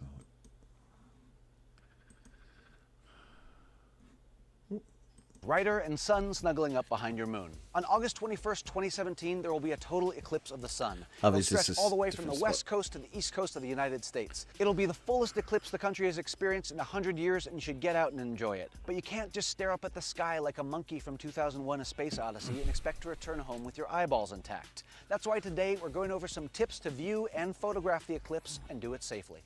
First, a quick primer. A solar eclipse is where the moon passes between the Earth and the sun, blocking the sun's light and casting a shadow onto the Earth in the middle of the day. Like playing planetary pool, everything has to be lined up just right. That means not everybody on Earth will get to see the sun completely blocked out. That will only happen for people in the path of totality, which coincidentally is the name of my forthcoming solo album. The totality covers a band roughly 70 miles wide from north to south. It'll first hit the Oregon coast and drop south as it heads east, eventually finishing in South Carolina. If you want to know where and when you can see it, go to eclipse2017.nasa.gov. If you're in the path of totality, the sky will go dark and you'll actually be able to see stars come out. Now that'll only last for 2 minutes and 40 seconds at best, so let's talk about how to maximize that time. Tip number 1. While the full blackout will only last a couple minutes, there will be a couple hours with the moon slowly encroaching on the sun and then leaving it afterwards. And this is amazing to see too. But here's the thing. It's only safe to look with your bare eyes when the sun is 100% obscured. The rest of the time, you're going to need specialized solar glasses. Deal with it.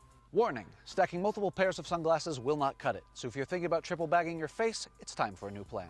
Fortunately, true solar glasses are not expensive. They come in a bunch of different varieties and you can pick them up online for just a few bucks. However, there's an important caveat. There are several sellers online selling these things that are not up to safety standards. Yes, those people will burn in hell, but not before you burn your retinas.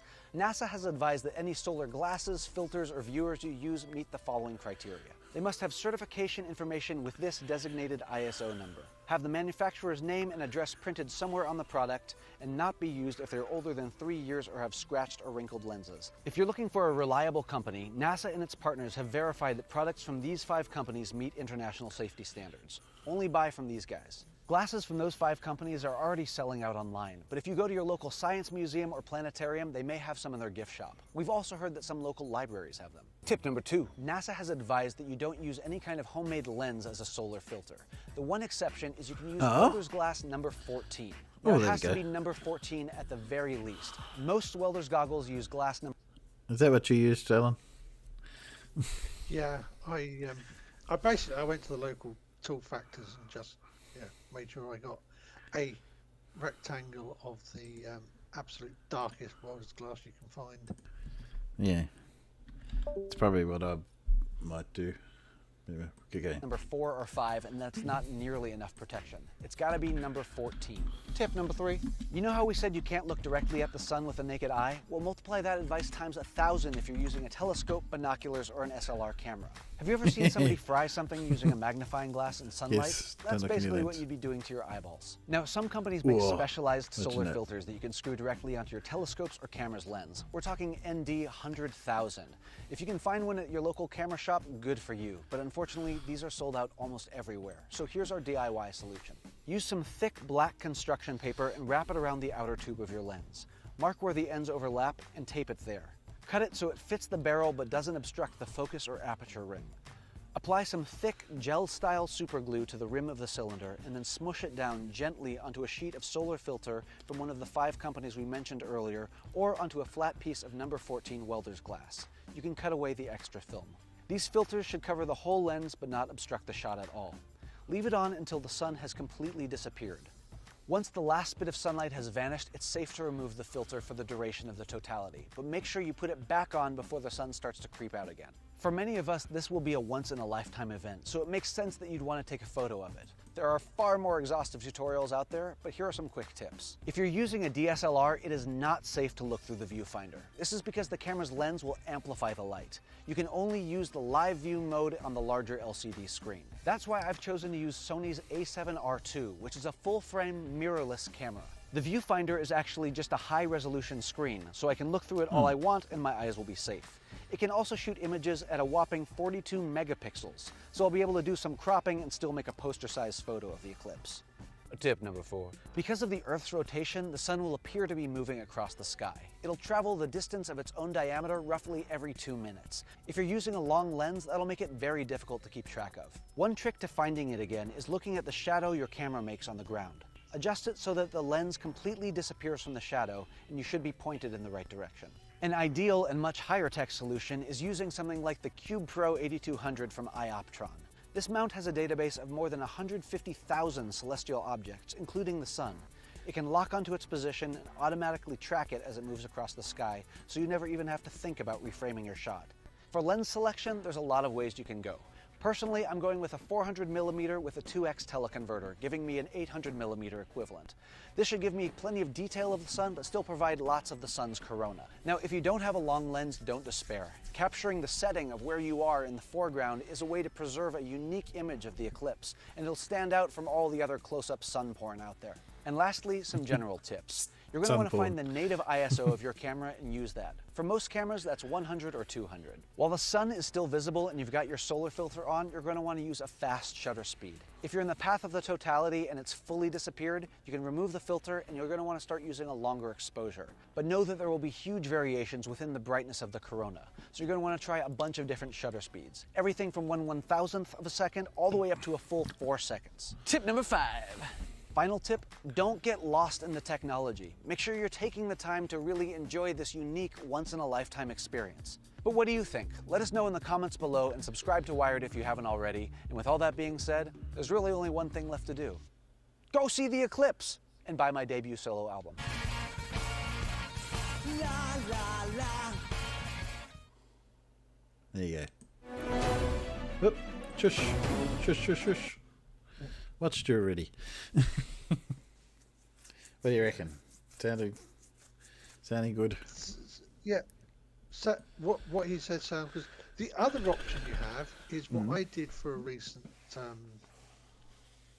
partial eclipse, and I've stuck a photo in Versailles. I built myself a camera obscura. Okay. With a 1 meter focal, with a 1 meter focal length. Yeah. Was that the one you did in your room? Was it? I built that using an old cardboard box that a hedge trimmer or Okay. Yeah. no, a strimmer, an old petrol strimmer came in. And, Yeah. So I had the big long box, and basically I made a tiny little pinhole in a piece of aluminium aluminium foil on one end, and then I couldn't get tracing paper, so I had to use baking parchment. But I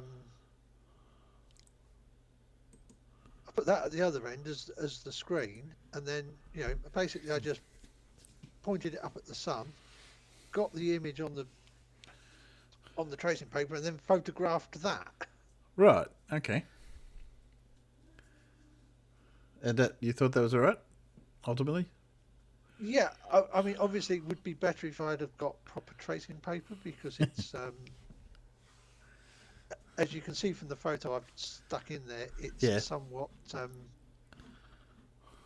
grainy because the baking parchment was a little too thick, and of course it's not consistent.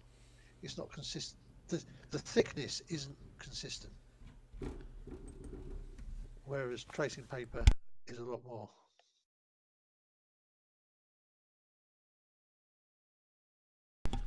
So that, but it's an image. And it's an image, and yes you can make digital pinhole cameras, or you can make pinhole lenses for DSLRs. All you need is a body cap, and you drill the hole through the body cap, and then make yourself a metal pinhole insert to go over that bigger hole in the body cap, and of course the focal length will be whatever the lens registration distance is. And if you want different focal length lenses, longer focal length lenses, well, you could always try using some extension tubes to get a bit longer, or even an old-fashioned macro bellows attachment. Right. Well, that. I don't think I've got anything like that.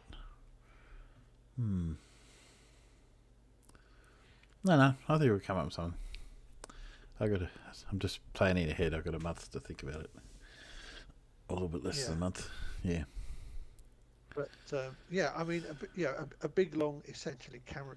So a big long pinhole box with a screen on one end is probably the best way of observing it. especially as you can take photos of what you see, and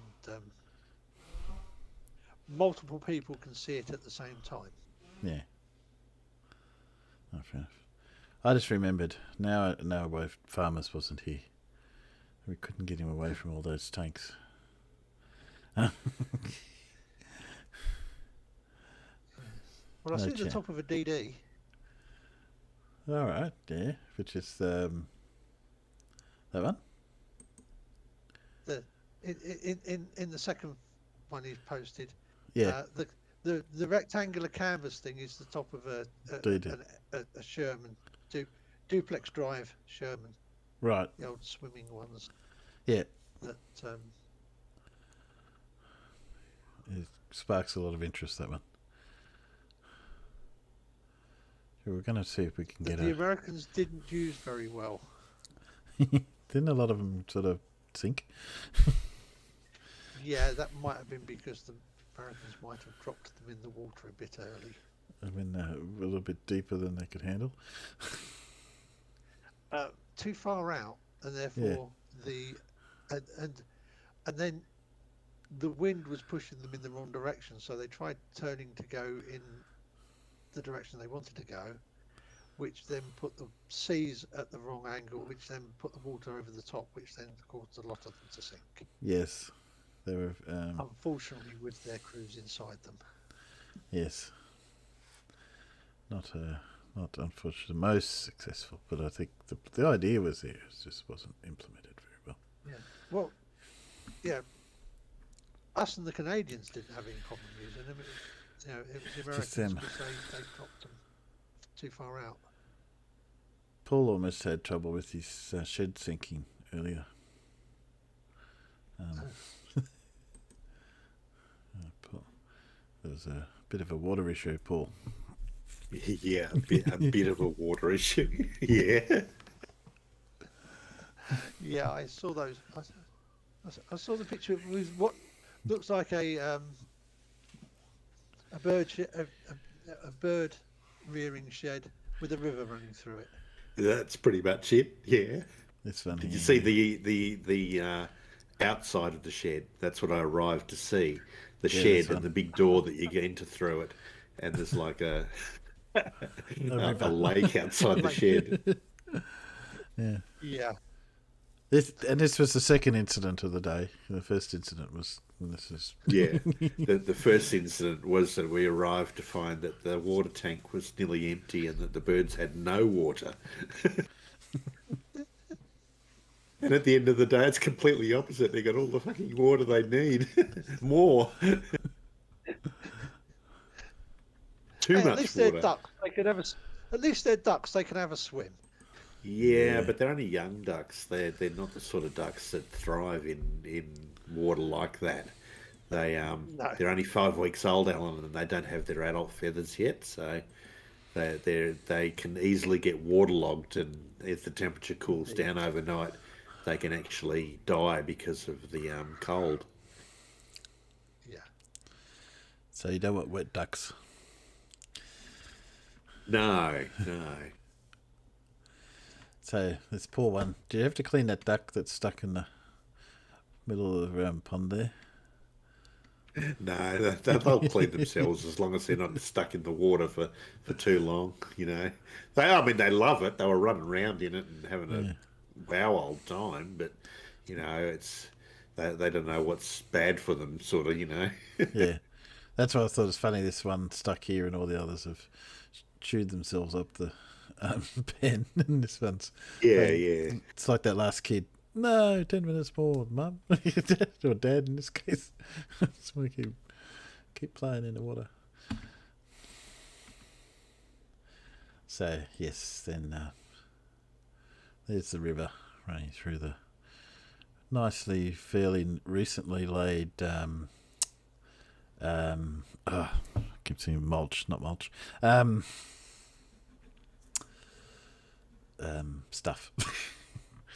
Mental block.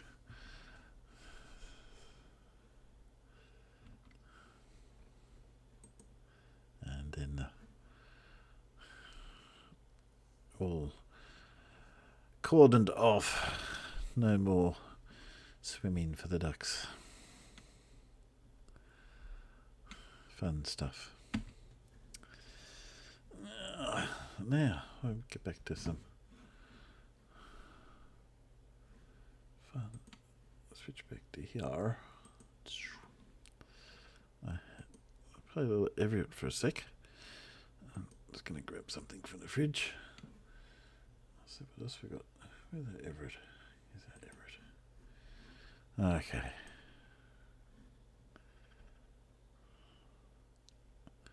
Here we are. You're on mute. Yes. Here we go.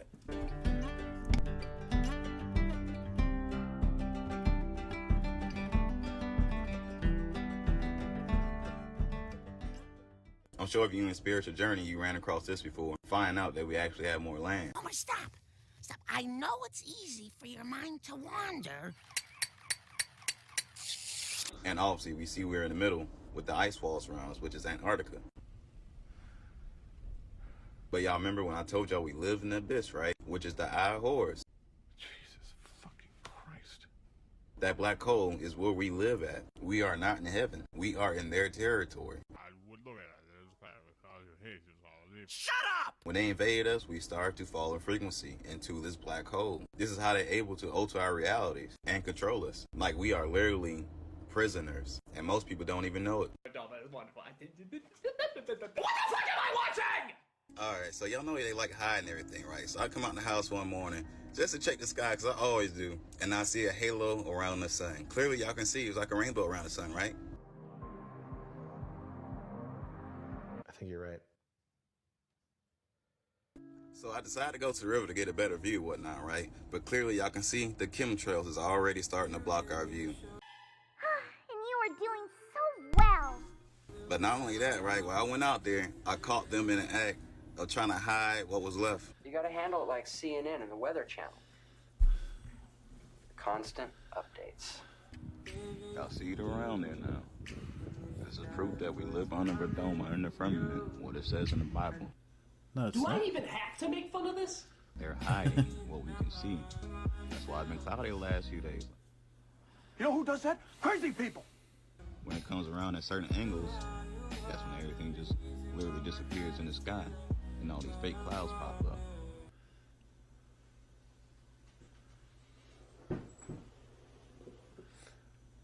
Help! We've been lied to our whole lives. Quick, do something, Scoob!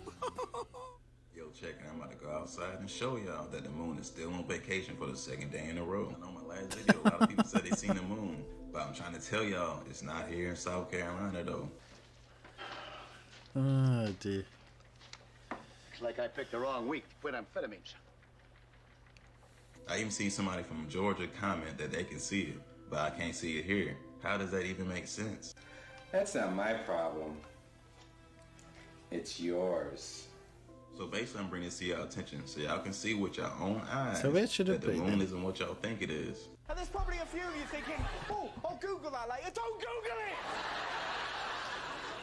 Rip the cord out your computer, run away, don't look at it! I know we all seen a full moon the other night where it seemed to be 5 times closer to normal. How can it literally disappear the next day? It moves whenever it feels like it, just like it emits low frequencies. Whenever it feels like it, making it cold. Holy fuck, is this wrong?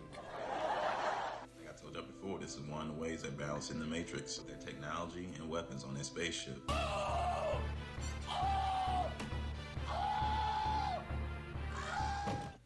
of course, you know the average Joe will not believe anything I just said. What did we learn, Palmer? I don't know, sir.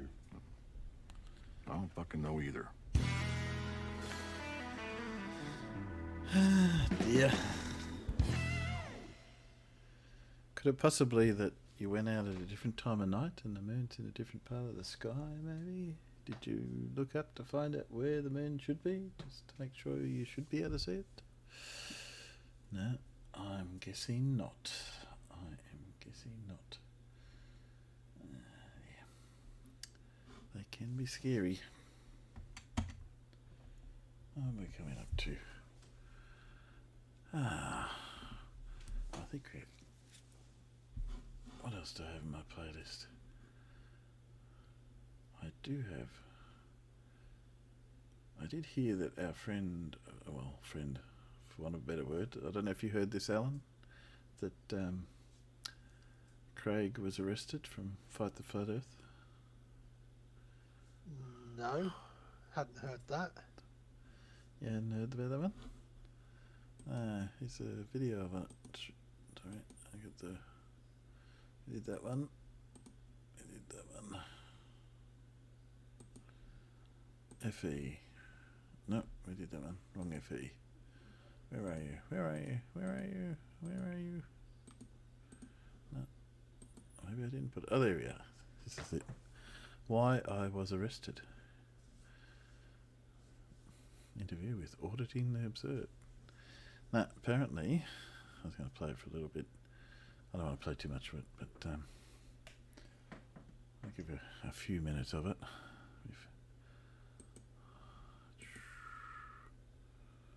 Oh, yes. And while I do that, I will set up a Zoom call.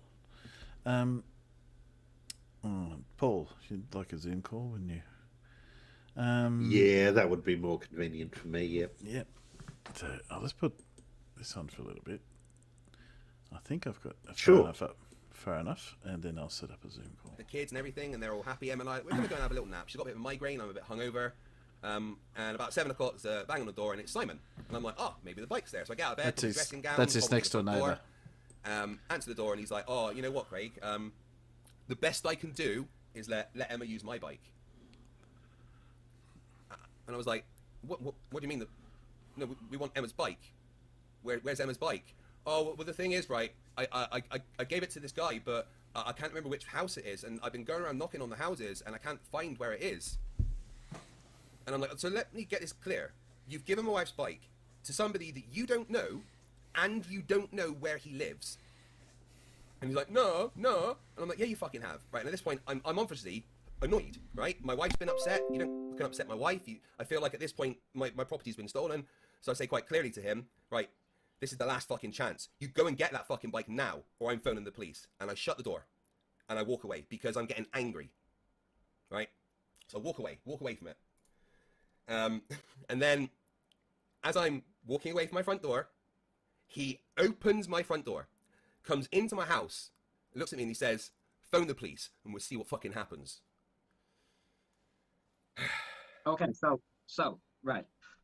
First and foremost, there's nothing wrong with getting angry or shouting at somebody, demanding your stuff back. If this is like day 4 or day 5, yeah, and he's making all these excuses up, and he's literally basically just told you that he doesn't know where your bike is, essentially, after you loaned it him, after telling you where it had been for days. So, I have no problem with you being angry at that point. You weren't physical. You didn't get in his face. You weren't physical. You told him to go and get your bike. You're going to phone the police. I think you did everything right at that point. I think he then crossed the line by walking into your door and pointing his finger at you. Aye. And basically telling you, threatening you. It was a threatening thing. It wasn't phone the police. It was phone the police, and then you'll see what happens. In other words, I take that as a veiled threat. I'm assuming that you took it the same way. Yeah. Yeah. At that point, right, as far as I'm concerned, someone's come into my house where my wife and 2 kids lived and threatened me. I mean, he's frankly lucky we don't live in America, because we all know what could happen in that case in America. But what I did was, I turned around and I picked him up by the throat, and I took him out my front door, and I slammed him into the railing on my ramp that I've got going out to my door. And I said to him, "You get the fucking bike. You go and get the fucking bike." And he started fighting back, and we went down to the floor. And I was holding him on the floor, and I was like, "Get the fucking bike back. I'm going to let you up now, and you're going to go and get the fucking bike." Now, I've mentioned many times on this channel that I'm disabled, especially with my left knee, right? And he knows that my left knee is bad. So what he did at that point was he went and grabbed my leg, my bad leg, and shoved it back, which fucking hurt. And I fell over. And he got on top of me. I managed to flip it, put him in a headlock, and gave him a couple of punches before Emma dragged me off and told him to fucking beat it. And that was it for the day. I was... Okay, so in recap... Excuse me, I've got a right cough right now. That's what I mean. But as a recap then, he walked into your house, you turfed him out of your house, right? Yeah. And he then came at you. Yeah. You defended yourself. You had a bit of a scuffle, a bit of a you know, argy-bargy. You gave him a couple of cracks. It seemed like you got the better of him. But ultimately, that culminated with you still telling him to go and get your damn bag, right? Yeah, exactly. Did you get... What happened next? So, the next day, I'm in my front garden, watering the flowers, because we put a lot of effort that year into making our garden look fantastic. And it was hot August, I was watering my flowers, and he comes out of his garden and walks in front of mine and starts going, "See you, who the fuck do you think you are fucking touching me, calling me a thief? I've not fucking stolen Emma's bike. Who do you fucking think you are touching me? Don't you know who I am, who my fucking family is?" You know, like this. So I stood up and I looked at him and I said, "You are a thief, and for every day that Emma's bike is not back, I'm going to kick your ass." I shouldn't have said that. I was triggered, right? But he'd already come into my house and threatened me, and he was now coming to me aggressively, and that came out. And he was like, "Come on then, fucking do it now." Yeah, stupid me did. Hobbled out into the street, up to him, and he put his jukes up like this and starts dancing around like he's a boxer, right? So I stood there for about 3 seconds and watched him moving, and then I grabbed his shoulder and punched him in the face. And then I picked him up and I slammed him on the ground. And I mean, I think the best way to describe this portion of the fight is, you know that scene from the first Avengers movie where Hulk and Loki have their little thing, you know, puny god? Yeah. It was kind of like that, you know? Yes, I'm physically disabled.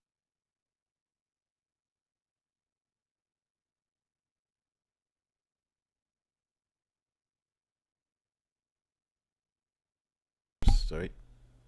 My microphone on makes a difference. I think you get the gist. Yes.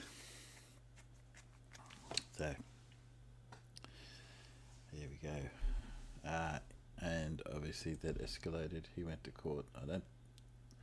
Hasn't had to go to jail, but yes, that was where it went. So if anyone wants to hear the full story, nick onto his channel. He's got the video there.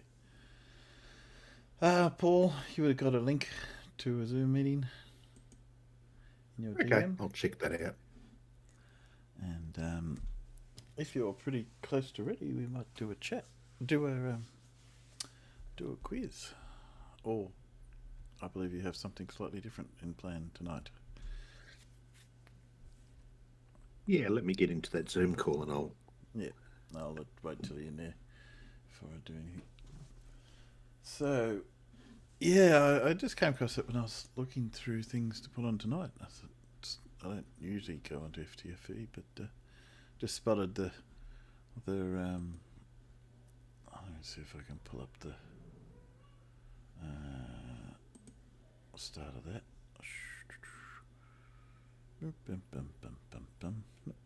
Ooh. Where's that car in the middle of that pellet there? FTFE. Yes, why I was arrested, which I thought was perfect clickbait. And yeah, went into. Yeah. Seems he would have been better off just phoning the police. Yeah, I just got to mute Discord for a sec. Mute. I'll leave it open so I can hear it. Okay. Yes, he would have been better off phoning the police. I think his actions were a little bit wrong. Let's put it that way. Okay. Can you hear me? I didn't mute you. Yep. I can hear you. Can you hear me? Yep, I can. Good. I'm just going checking. to find out where on all my 4 screens this Zoom call has gone. That's why I was just checking to make sure that I was hearing you through Zoom. Where is it? It's here somewhere. It must be there. I've had that happen where you lose the Zoom. Hi Judy, how are you? You're just in time for, or hopefully in time for the quiz once Paul finds where it is. Well, not where it is, but where Zoom is. Yeah, I've just found the Zoom meeting. So, dear. That's the one bit I hate with Zoom is the bit where you click the share and then you click on the pro, and then Zoom vanishes, and yeah. You know, yeah. You're trying to work out what's going on. I've got to get the. I'm not going to bother about the internal chat because there's not enough of us, and I'll just accept it. It's kind of like what I've got is I've got a physics quiz. I've got some physics questions from high school physics. So it's I've just chosen one topic, relativity, special relativity, and what I'm going to do is just go through a few questions and see how much you guys know about special relativity. Yeah, and that's what I said. I did physics at high school, but we didn't do special relativity, so that's going to be fun. Well, you'll see what we know. See what your intuition is like, eh? Now let me share the screen. Host, you need to give me permission to share. No, you do it every time. No, you need to tell Zoom to do it by automatic because it doesn't do it automatically. You got to go and you got to go there. So you should have rights now. Okay. Yeah. All right. There we go. All right. Screen. Yeah, we'll soon find out. Oh, internet. There you go. Can you see that? I can see that. Oh, good. Okay. What bird did that? Just make sure that it. Yeah, no, I thought that was an intriguing book title. I like that book title. You know, what bird did that? Unless it wasn't an emu. No. driving at speed and get a. Yes, it's not a good. Not it generally means things aren't going to go well for you. Anyway, I'm just waiting to make sure that it's going to display correctly out for the peanuts. Is it going to show nicely? Yeah. Should be. Like, yeah, should be. Looks all right on my end. Yeah, good. It is good. Yeah, okay. And I especially want to get copies of those other two books too. How Physics Teachers Swear. Colouring book. Yeah. Yes. I think that'd be interesting. That'd be fun. Physics teacher, because badass isn't an official job title. Yeah. All right. Okay, here we go. Okay, so question 1. So, a container inside a rocket ship is observed through a window by Sam, an astronaut floating freely in space. Yeah. Sam observes the rocket ship travelling past at a constant speed of VR equals 0.2 or 1/5 the speed of light. Yeah. Right. The dimensions of the container as measured by the astronauts inside the ship are shown in figure 1. So I guess you want to see figure 1. Would be helpful. All right, there's figure 1. All right. So they measure the proper length, L0, which is parallel to the direction of motion of the spaceship. The proper width, W0, which is perpendicular to the motion of the spaceship. And the proper height, H0, which is also perpendicular to the direction of motion of the spaceship. And what you've got to do is you've got to answer this question. Which of the options, A to D, best describes its dimensions as observed by Sam? So when Sam looks at the container through the window in the spaceship, what does he see? Does he see A, L is less than L0, W is less than W0, and H is less than H0? Or does he see B, L is less than L0, W equals W0, and H equals H0? Or C, L is greater than L0, W equals W0, and H equals H0? Or is it D, L is less than L0, W is less than L0, and H equals H0? What do you think?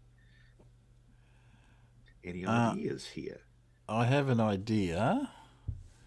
Yeah, what's your idea, Timbo? My idea is that we sticky tape Sam to the window so that L, W, and H are the same.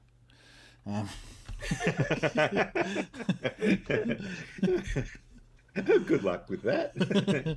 I just sent you an answer in the thing, but I'm going with B. You're going with B. Why are you going with B, Timbo? Can you explain your reasoning? And not having done this, I'm just thinking about this. So L, hang on, Yeah. is L smaller? Small or bigger? Sorry. L should be C, sorry. L0. L is greater than L0. Yeah, C, sorry, not B. C, you think? Yeah. Do you have any idea of what concept is involved in this question? What it's all about? Well, I'm working on There's VR. a particular feature of special relativity that we're talking about here. What do you think that is? I don't know what it's called. I have no idea. I believe the words that Paul might be looking for is Lorentz contraction. That's right, or length contraction. Yeah, Lorentz contraction. Yeah. So when you observe things that are travelling past you at a relative constant velocity, lengths of things that you observe change. Yeah. Because you're observing from a different reference frame. And so the Lorentz contraction happens in the direction of motion, but not in directions perpendicular to it. Yeah. Okay. So if any contraction is going to happen, it's going to happen in the dimension that's parallel to the direction of motion of the spaceship. Yeah. So that's why I was figuring it was either B or C, but I was just whether L got longer or whether L got shorter. The key word which Alan got right there is contraction. Which would push B. Does that give away what the answer should be now? Yeah, would have been my first choice, which was B. Is that right? L. Yeah, that's exactly right. L seems so tight. Yeah. So he sees the length being less than the proper length, but the others exactly the same because they're perpendicular to the motion of travel. Yeah. All right. So there you go. The correct answer was in fact B. Well done. Yeah, I know it had to be either. Okay. It wasn't A or D, but yes, it had to be B or C. Anyway, move on. Yep. Yeah. Okay, question 2. Gone. All right. Michelson and Morley, or some people say it Michelson and Morley, right, hypothesized if Earth moves around the sun, then it must travel through the ether. Yeah. Since the medium through which light travels is the ether, there should be a difference in the measured speed of light, depending on whether the light is traveling parallel to or perpendicular to the direction of the Earth's movement through the ether. Well, that makes sense. Yep. Yes. Right? So that was the hypothesis of the experiment, right? Yep. Yeah. A simplified plan of their equipment is shown in Figure 2. There's Figure 2. Yep. Right? The apparatus was set up so that light travelling towards Mirror 2 was travelling perpendicular to the motion of the Earth around the Sun, and light travelling towards Mirror 1 was in the direction of Earth's motion in its orbit. Michelson and Morley observed a fringe pattern at the detector resulting from interference between the two light beams. The measurement was then repeated with the apparatus turned through an angle of 90 degrees, and no change was seen in the interference fringe pattern after the rotation of the apparatus. Right? Mm-hmm. Yep. Explain the significance of this null observation. What does that mean? Well, it meant that it wasn't. There was no difference in whatever it was travelling through. So, because if you change the direction, what was the consequence of that observation? Oh, well, your first one is to suggest that maybe there's no ether. Okay. Yep.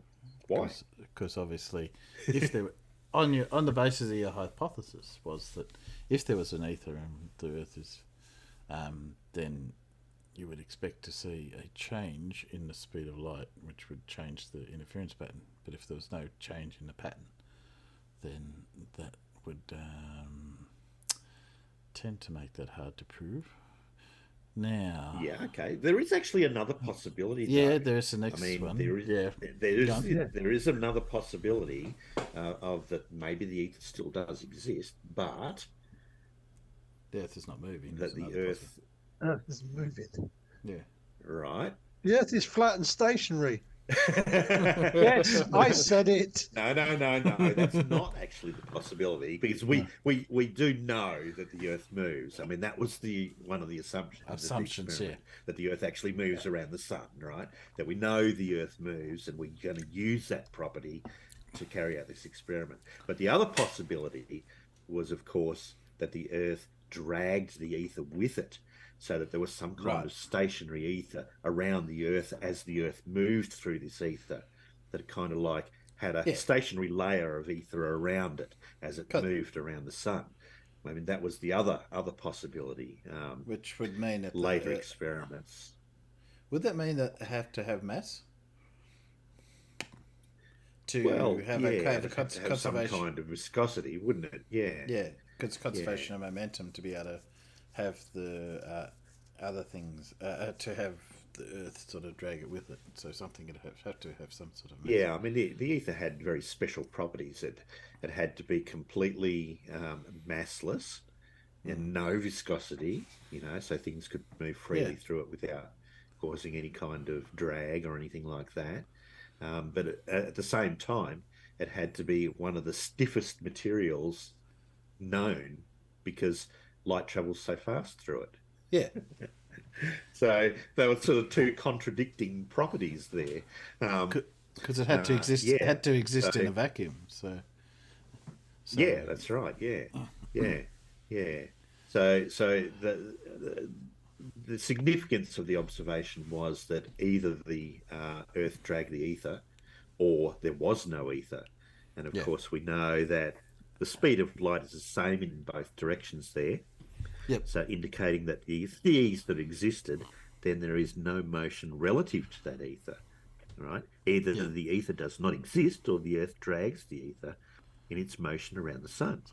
Since Maxwell's equations show that light does not need any medium to travel through, then this experiment provides no support for the existence of the ether. Yeah. And relativity also says that there's no preferred absolute frame of reference. So, that's the Michelson-Morley experiment. Yep. Mischaracterized by flat earthers as showing that the Earth doesn't move. No, exactly. Which is completely the wrong conclusion to come with, because the experiment actually uses as one of its assumptions that the Earth does actually move. And it doesn't know what it says in the paper. Right. So, move on. Yeah, exactly. That's right. Yeah. Okay. A Year 12 physics class is studying Einstein's special relativity. No, they're actually secretly writing code in the back. That was what I was doing. Okay. Yeah, they are. They're texting each other in the back, really, aren't they? Yeah. Anyway, go on. The teacher postulates a thought experiment. Imagine you are travelling at a speed of 3 by 10 to the 8 metres per second alongside a beam of light. Right. What would you measure the speed of the beam of light to be? In this test, you obviously assume that the speed of light is 3 by 10 to the 8 metres per second, right? Yeah. Two students put up their hands and offer an answer. The second one, obviously. Yeah, Timbo? Second one. Hillary says you would measure the beam of light to be moving away from you at 3 times 10 to the 8 metres per second. But Ryan says you would measure the beam of light to be at rest with respect to yourself. That is, the speed would be 0 metres per second. Which one is correct? Well, I gotta be Who's Ryan. right, Hillary or Ryan? I gotta be Ryan, because if you're travelling at the same speed as the light, and in that frame of reference, the light should be 0, but light can't travel at speed of light is constant, so therefore that doesn't make any sense. So it would be I like Nerd Alert's answer. Nonsensical question, because it claims superluminal motion of a massive object. No, not superluminal, just luminal. Still equally as impossible, though. Yeah, that's right. Exactly. Yeah. So, if I had to pick the two, because I think I understand why they came with both answers, I'm going to go with Hillary on the basis that light can, and I'm just trying to think this, can you have light travelling at 0 in a relative frame of reference? But since light has to be constant, does light have to be constant in all frames of reference? So I'm going to go with Hillary says, because I'm working on that light has to be constant for C. E equals S. You also do some really, really weird stuff with time there, don't you? Yeah. Yeah. And your answer is actually correct, Timbo. Well done, and for the right reasons too. Hillary was correct, as the speed of light is invariant in inertial frames of reference. So it doesn't matter. Even if you're travelling at the speed of light and you shine a torch in front of you, that beam of light will proceed at the speed of light away from you. Yeah. Yeah. Which is weird, right? It is weird, but that's why it's special relativity. Yeah, because you can't just add speeds in special relativity like you do in normal relativity, Galilean relativity. Yeah. I think Nerd Alert missed the bit where you said we are going to assume the speed of light is 3 times 10 to the 8 meters per second. That's right. Yeah. We know it's a little bit less than that, but yeah, exactly. Yeah. All right, next question. According to the postulates of special relativity, certain properties are dependent on reference frame in which they are observed. Okay.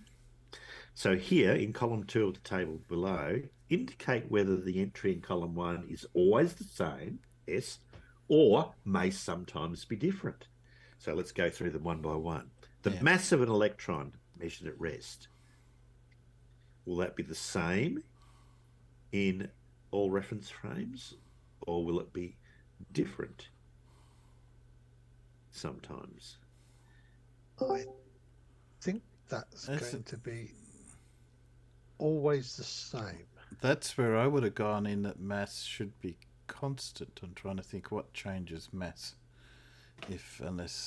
or can it change it in an electron? So I'm going to go the same with you, Alan. There's a key bit of information in the description there. What would that be, Alan? The rest mass. Yes. So right. Stationary the mass of an electron measured at rest, which means its relative velocity is 0. Yeah. Okay. So that means that everything's going to be measured the same with that relative velocity being 0. So you're right, it would be the same. The time interval between two given events, would that be the same or different? My gut feeling's different. Very different. Yeah, gut feel was different straight up. Yeah, it is. It's different. It can be different. Yep. That was how we managed to be travelling at the speed of light and still have light go away from us at the speed of light. Yeah. Yep. And the distance between two given events? Well, that'd have to be different too. Well, we've already... we've already covered that one. Yeah, that's right. Yes, it is. That can be different. Absolutely, it can be different. That's correct. G'day, Blue. How are you going? You've come to do some relativity with us, have you, Blue? Yeah, I'll dump the... If you want to come in, Blue, I'll dump the link into your DM in Discord, but it's up to you. Okay, Paul? Yeah, so the answer were the same, different, and different. In any frame of reference where the relative velocity is 0, the Lorentz factor will be 1, and all measurements will be the same. Yeah. If the relative velocity is non-zero, then the Lorentz factor will be greater than 1, and measured quantities will be different in the respective reference frames. Yeah. Okay. The next question. One of the basic particles of nature is the tau meson, which can be created using beams of high-energy particles from an accelerator.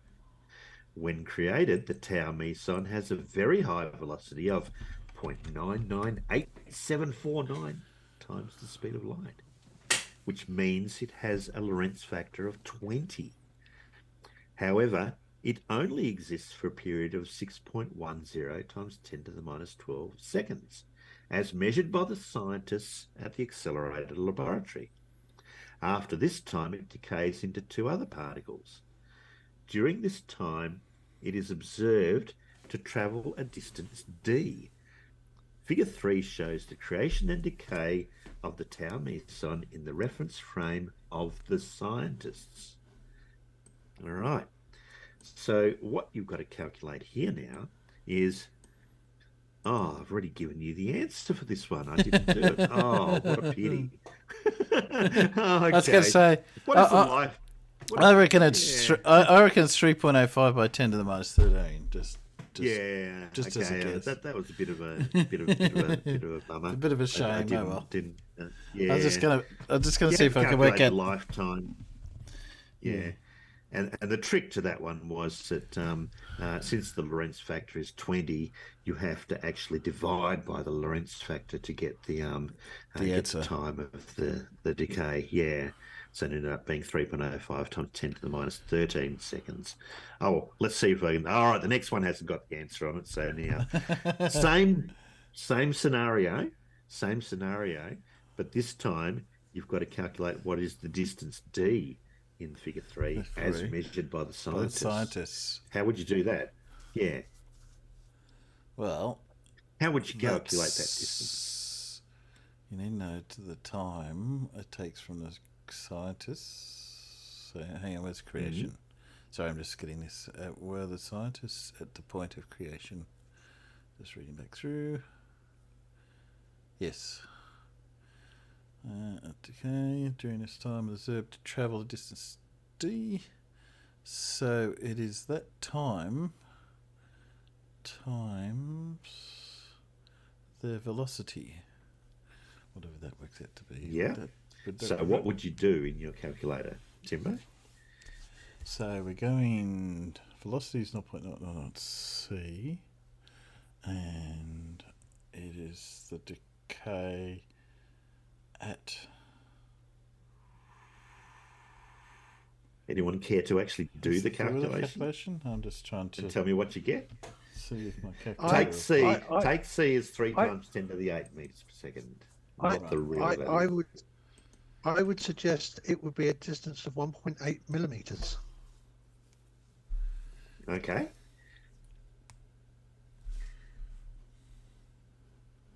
.826 millimeters, says Nerd Alert. Okay. Yeah, I got 1.827, but yeah. Yeah. How many significant digits are you allowed in this answer?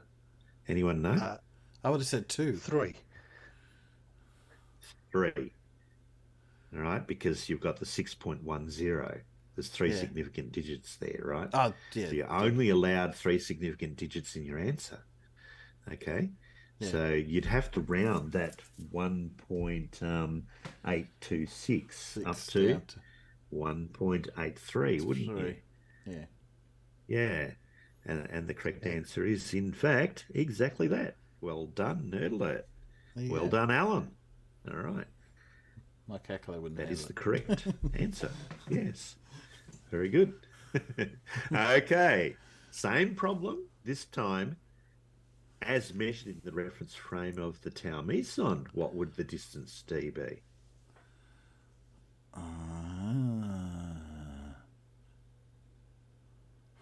So how far do they think they're travelling?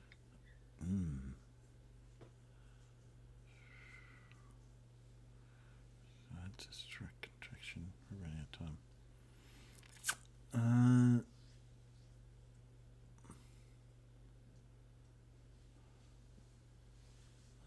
Got me.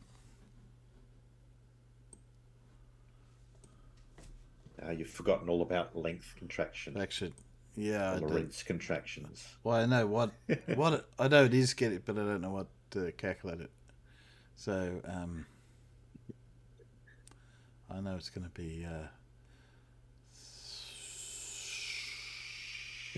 Spolar. So you've been given that the Lorentz factor is 20. Okay. Oh, there it is. Okay, yes. So we're going to... So that means we divide by that, doesn't it? Is that right?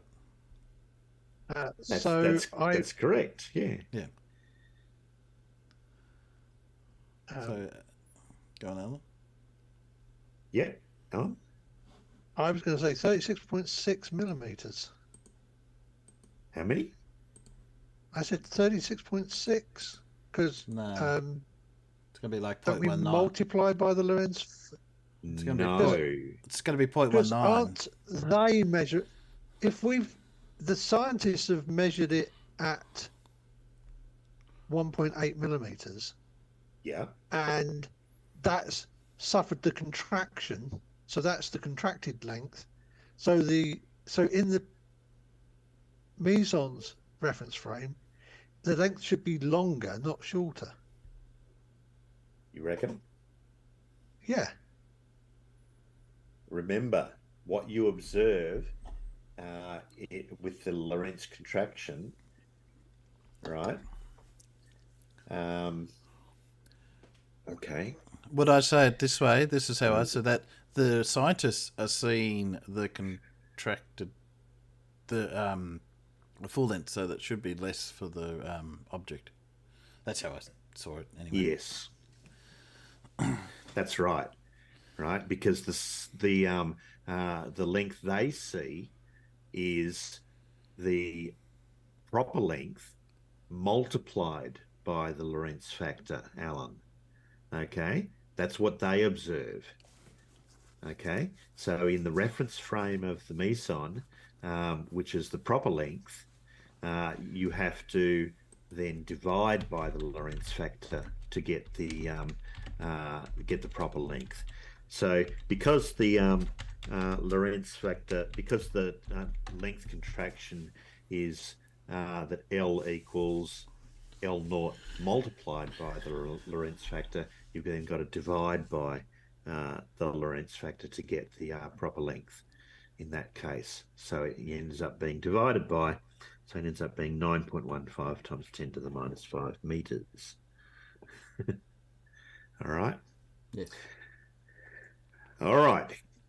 Next question. According to Einstein's special theory of relativity, mass and energy are related. The mass of an electron, when it is at rest, is 9.1 times 10 to the minus 31 kilograms. Hmm. What is the equivalent of this in terms of energy? Well, yeah, because MC squared, so you times that by... Yeah, you know the equation at least. Yep. Yeah. So you times that by the speed of light and square that weight, that mass, sorry, not weight. Yes, and that will give you the energy. What do you square? The mass. E equals MC. Oh, sorry, no, speed of light. Yeah. Speed of light, please. Not the mass. Not the mass. Yeah, exactly. Yeah. So the speed of light. Yeah. Square mass is bad. Bad. Yeah. So.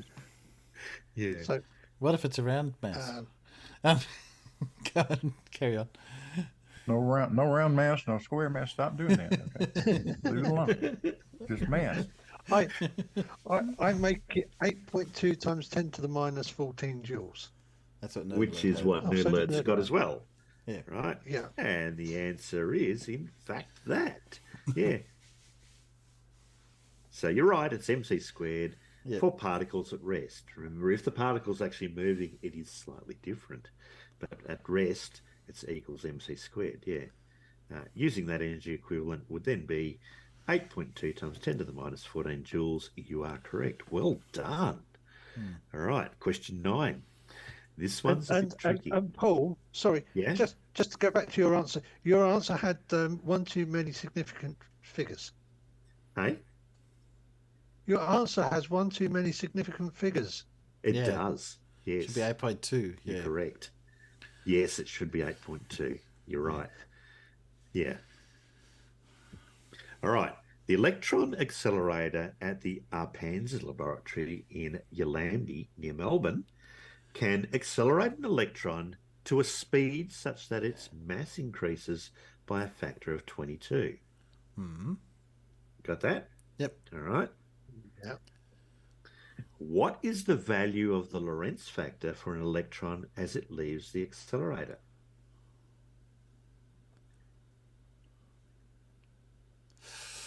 Come on, this is Is an it? easy one. I was going to say, is it the same or is it?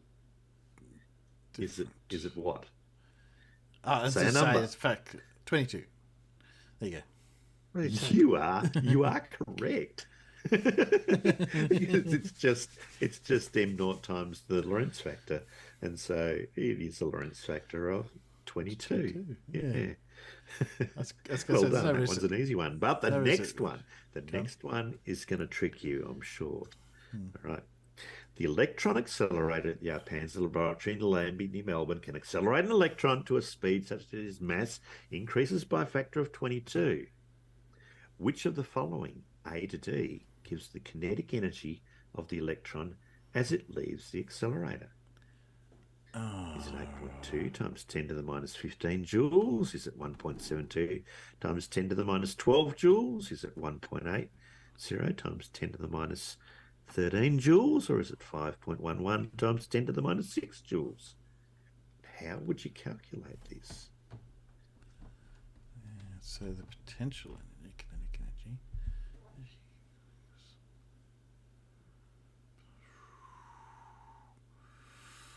Oh. And I gotta just say we're getting close to time. We've got maybe a few minutes left. Yeah. Yeah. Just so you know. Okay. If we cut out, just so you know what happened. That's all. Yeah. Yeah. Ooh, that's interesting. Yeah. When I multiplied the mass by the Lorentz factor. Yep.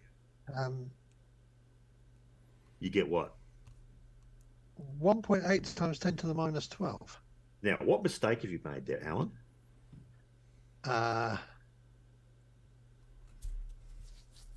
Any idea? Because not all of that is kinetic energy. Because remember, you have the original rest mass to remove. Yeah. So you really only have to multiply by 21. All right? Because the other one is the original rest mass, not the kinetic energy. Yeah. Okay. And so if you do that, multiply by 21, you get the correct answer, which is 1.72 times 10 to the minus 12 joules. Think of it in a way of if your Lorentz factor is 2, that means you're doubling the rest mass, but really that you're not actually increasing the mass of the particle. All you're doing is giving it kinetic energy, which is equivalent to mass. And so you're giving it the same amount of kinetic energy as the energy it has in its rest mass. So it's the same. All right. Does that make sense? Yeah. Okay. I personally, if I was picking an answer, I would have picked the one with the correct power factor anyway. So I would have gone with B. Yeah. Well done. Yeah. Okay. So there you go. That was your relativity quiz. Thanks for that, Paul. That was very good. No worries. I thought that, it's just something a little bit different, maybe. Yeah. There you go. Looks like we had just enough time to fit that in, which is working out well. Good. So I'm gonna. We'll be back in Discord. So if you want to nick back to there, I'm just about to kick us out of Zoom. Kick you out of Zoom. So kick you out of there. We'll back run the Discord over it.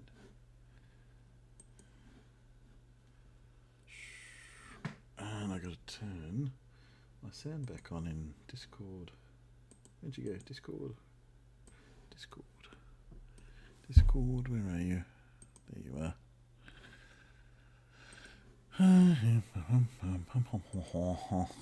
Yeah, now you can hear me in Discord. Yes, makes it easier. How are you, Blue? Good to see you. Good morning. It is a bit that way.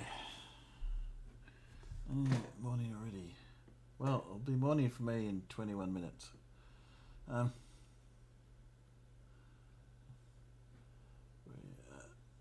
that up there. Put that there. Gives them something to see out in the peanut gallery. So recap. Blue. We need to make Blue watch R-rated Lindsay. Oh, no. You don't want to see R-rated Lindsay. No, I can understand that. You did hear that we listened to why FTFE got arrested. Really? Yeah. He had a bit of an altercation with his neighbour and basically assaulted him. I get the impression... It happened quite a long time ago, though. Yeah. Like, at least in the middle of last year. Yeah, it's been going on for a while by the sounds of it, but he's just talking about it now because the court cases have come up and passed. Yeah. Oh my. Yes, basically, I get the impression the neighbour had borrowed his wife's bike and didn't bring it back, and it escalated. Something along those lines. But yes, if you go into his channel, there's a 1 hour 40-minute video on him talking with what's his name? Mental block. Who was that? That was Ranty. Ranty. Yes, that's the word I was looking for.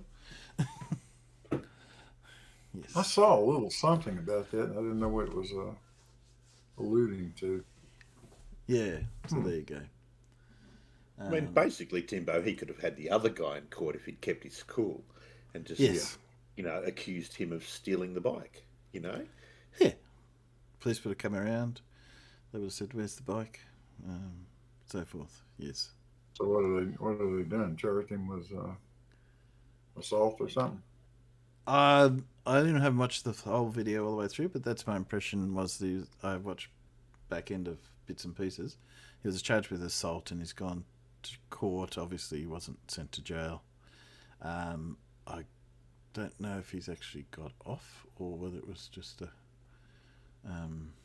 what the final results of it is. I'll have to look it up. But yes, it's just so you know, I only saw it pop up just before I came online, so I haven't watched the whole thing thoroughly, I've got to admit.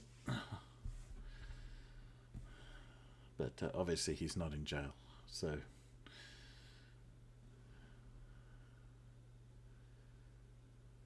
by a security, he did have a security camera in ball. He actually recorded the other guy, but yes, apparently let's just say he and his neighbours he was fined $400, says Judy. £400, I assume, sorry. So there you go. Oh well. Yes, so let's just say that would make it very awkward when you go at the front door from now on.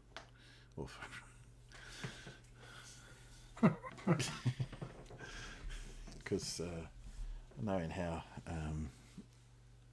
tightly spaced the houses are over in his way, I imagine he's literally right next to his front door, next door neighbour. Yes. Anyway.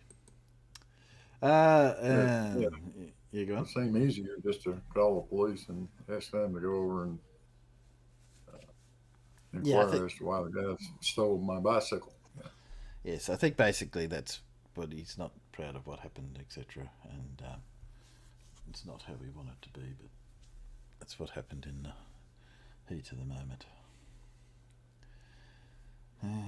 Yes, I would have been more, okay, well, let's let the police handle this, or in court, or with the lawyers, or whatever. You can even do small claims court. You've got small claims court, haven't you, Alan, over that way? We have, yeah. Yeah. Which would handle something like that. And it's going to have to be some very special bicycle for it to not fall under small claims. Yeah. Yeah.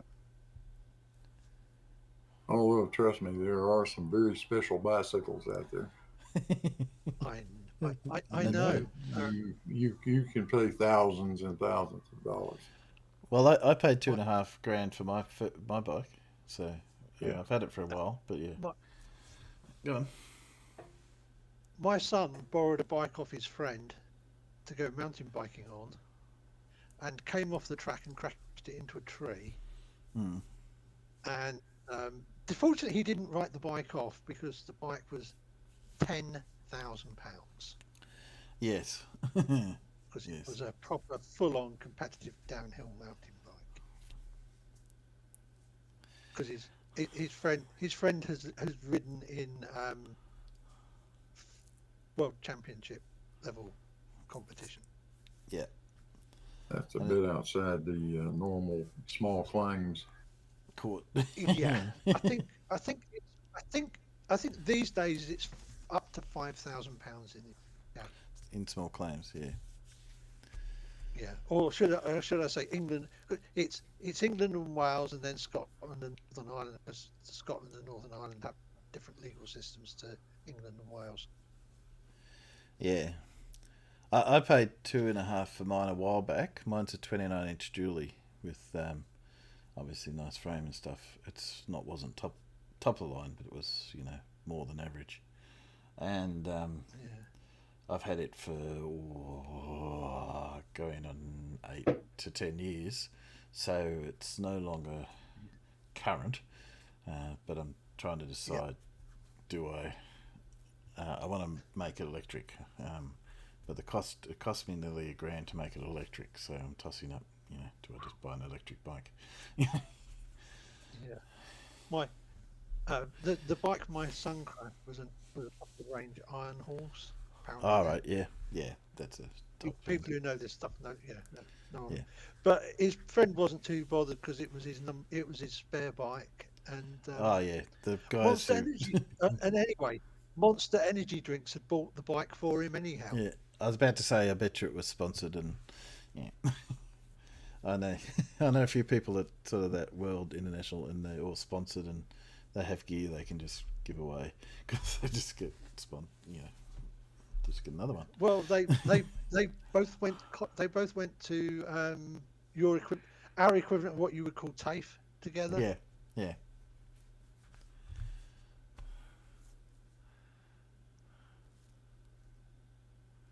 I'll have to get out from under my truck insurance, though. Yes. So I understand. Well, I don't want to. I've just got a couple of more videos to do. I was going to put on tonight. Let's see what else I had on my list. Well, so we did Craig. I got Toon and Trey. I think I might put on Wally because I would like to support Wally. Where's our friend Wally? Okay, where's Wally? We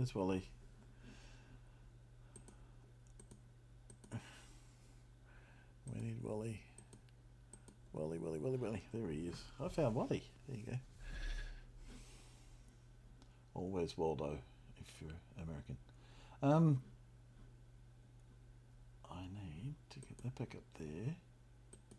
What have I got running in Discord? You guys still see? Yep, good. Just checking. You can still see that. Yep. Yeah, we see it in Discord. Or at least I do. Yep. And you should be hearing me through the mic, so that should be better sound. We went back to here.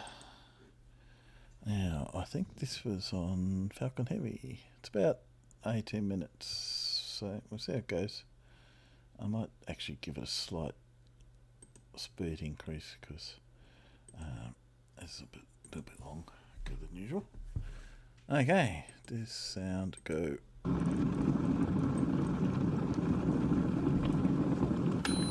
G'day everybody, Where's Wally here, and thank you Dan for allowing me to bring you a video containing two of our most favourite subjects, huge rockets and flat earthers failing when trying to debunk the aforementioned huge rockets. Now on the 14th of January, SpaceX launched a Falcon Heavy, and it was a spectacular launch because it was right on dusk. And it was viewed by many people, and I and a few others have been having a ball with this one, mate.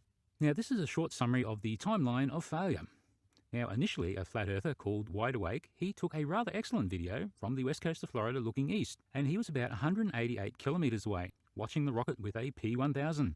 He captured the launch boost back and re-entry burns, but he was unable to see the landing burn, for some particular reason. Now, an Aussie flat earther named No Fanfare, yes, you heard me, a Aussie flat earther, second only to the rarest Antarctic flat earther, so elusive that only 1 or 2 of them have ever been spotted on Friend Finder. Well, No Fanfare, he decided that the rocket appeared just a few seconds after the SpaceX audio counted 3, 2, 1 blast off. 2, 1, engine full power, and liftoff. USS 67, go Falcon Heavy, go Space Force.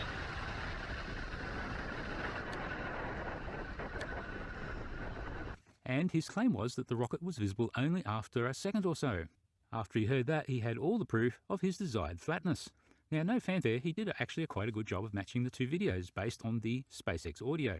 And for wide awake from his location, there has to be 25 rocket heights in the air before wide awake would even see it. Just doesn't seem to match with reality. Now, a globe Earth would require the rocket to be 25 rockets high. I'm not sure why he used rockets as a measure. There was just one problem. The SpaceX audio, for reasons various, was about 35 seconds delayed. Whoopsies, No Fanfare. Which put the rocket appearing just above Wide Awake's horizontal just about 5 seconds after liftoff. Anyone who was watching would see this was clearly not correct, as it was barely clearing the launch tower in one video, while it was supposedly appearing in the other just above the horizon. I told No Fanfare and Wide Awake that the rocket was about 2 kilometres up when it was first seen. It wasn't, it was actually 3.4, but hey, I make mistakes too sometimes. So both of them tried real hard to excuse it away. They got a builder's level and they measured the drop to the tree line. He's just dropping. Oh, look at that. He's lower. He's lower than the top of the level here. You watch. Watch here. Doing that. So props to them for trying, but when No Fanfare did his maths, he got an answer for the amount of flight path that was hidden by the trees and the perspective, and it was...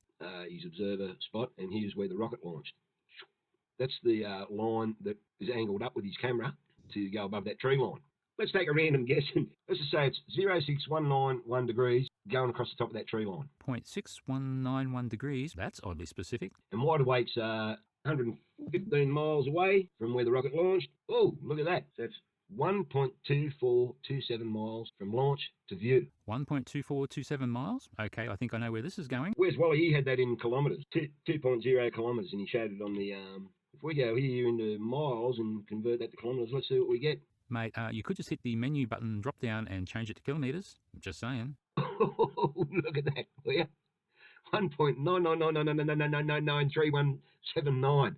That's like about 2.0 kilometres, I think there, well, isn't it? 1.999999 kilometres, hey? Whoa, so good. Pity you didn't check for yourself to see what the actual drop would be. You might have been able to prove Wally wrong. What you actually needed was 3.4 kilometres. Oh dear. What do you think, Dan? And this guy thinks the Earth is flat. Amazing. It was then that I found a video from Myrtle Beach in South Carolina, some 588 kilometres away. As No Fanfare said, if you want to dispute this, you just go for it. But if your Earth was a cue ball with no terrain, no trees, yeah, okay, your curvature calculations match. But well, there was not a lot of terrain or trees to be seen from the beach looking out to the horizon. And this video is particularly special because it had a camera on the beach and waiting for the rocket, and well, it showed up a whole 94 seconds after the launch. Now that's 23 kilometres of hidden height at the 588 kilometre distance. And to that I say, wow. So what to do? Well, I made a video for Bev Try Thinking, as I thought he'd be very happy to have something to actually talk about in his 15 hours per week of saying nothing much but all horizontals are parallel. Well, I even made it using his thumbnail style, using my gimbal, of course. I even gave him a paradox, because I know he loves paradoxes. However, it was young Flatzoid who decided he would jump into this particular frying pan of mine. Hi everybody, Flatzoid here. Well, we've got Where's Wally on the chopping block today. He's trying to prove Earth curve using rocket launch. So Flatzoid misunderstood his way through Bev's paradox video and managed to parrot most of the FE dogma. Note how the different distances they come past the horizon at different times. Yeah, one big water level. And anything at the horizon is the same level as the beach here, yes? So... yes, agreed. Everything is the same level. Oh, I love it. He just keeps making my points for me. Great debunk, Flatzoid. You really are not getting this whole debunking thing, are you? Let's go and look at something that I created a while back. This is based on equator to Polaris. Every 600 nautical miles is going to drop 10 degrees. Is he serious here? Is this a genuine attempt to debunk the globe, or is he joking? Sorry, before we carry on, I forgot this bit. Holy 11 frames, Batman. I can't believe you, A, created this, and B, thought you could use this to prove something, and C, thought we would not rip into you big time if you tried A or B. You're going to cop a lot of flack about this one diagram, mate. I can assure you of that. Now, why did you feel the need to compress the x-axis Slatsoid? Now, you even say every 600 nautical miles is going to be 10-degree drops, and yet you had to purposely distort the x-axis in order to make it fit, and even then it doesn't fit. Well, good job. Not only are you admitting that Polaris observation won't fit on a flat plane, and you just showed that you are a top left genius. You can only see a certain amount of distance based on your elevation. You know, that's why you have acute angles and why you get to a possibility that it's called a limited angle, because it's too limited to see from your view. And this guy thinks the Earth is flat. Amazing. He was particularly big on the limited angle, but 23 kilometres over 588 kilometres is 2.2 degrees, and that is roughly 4 moons wide. Yeah, I'm going to count that as a fail because we all know you can see 1 moon on the horizon. 4 should be rather easy. He did make that old FE chestnut claim, Earth curve is just hijacking perspective. Case in point with the 750-mile video, 1,300 kilometres away. How much hidden does Walter Bislin's advanced Earth curve calculator say? Walter Bislin's advanced Earth curve calculator. Yeah, he says it's hidden. Why? Because they take perspective and they hijack it to call it Earth curve, just like you just validated for us in this whole video. Thank you, Wally. My debunk of this I thought was inspired. You see, perspective is linear. You double the distance away and you halve the size. Kind of easy. However, the amount of hidden or drop due to Earth curve is, funnily enough, a second-order polynomial. That 8 inches per mile squared thing, or the equation of a circle, a little bit of a clue, don't you think? Now, I don't think Flatsoid realised that, and before I could press him further, Brian's logic jumped into wait noit for some reason. So I was cowering in the corner at the name of Brian's logic.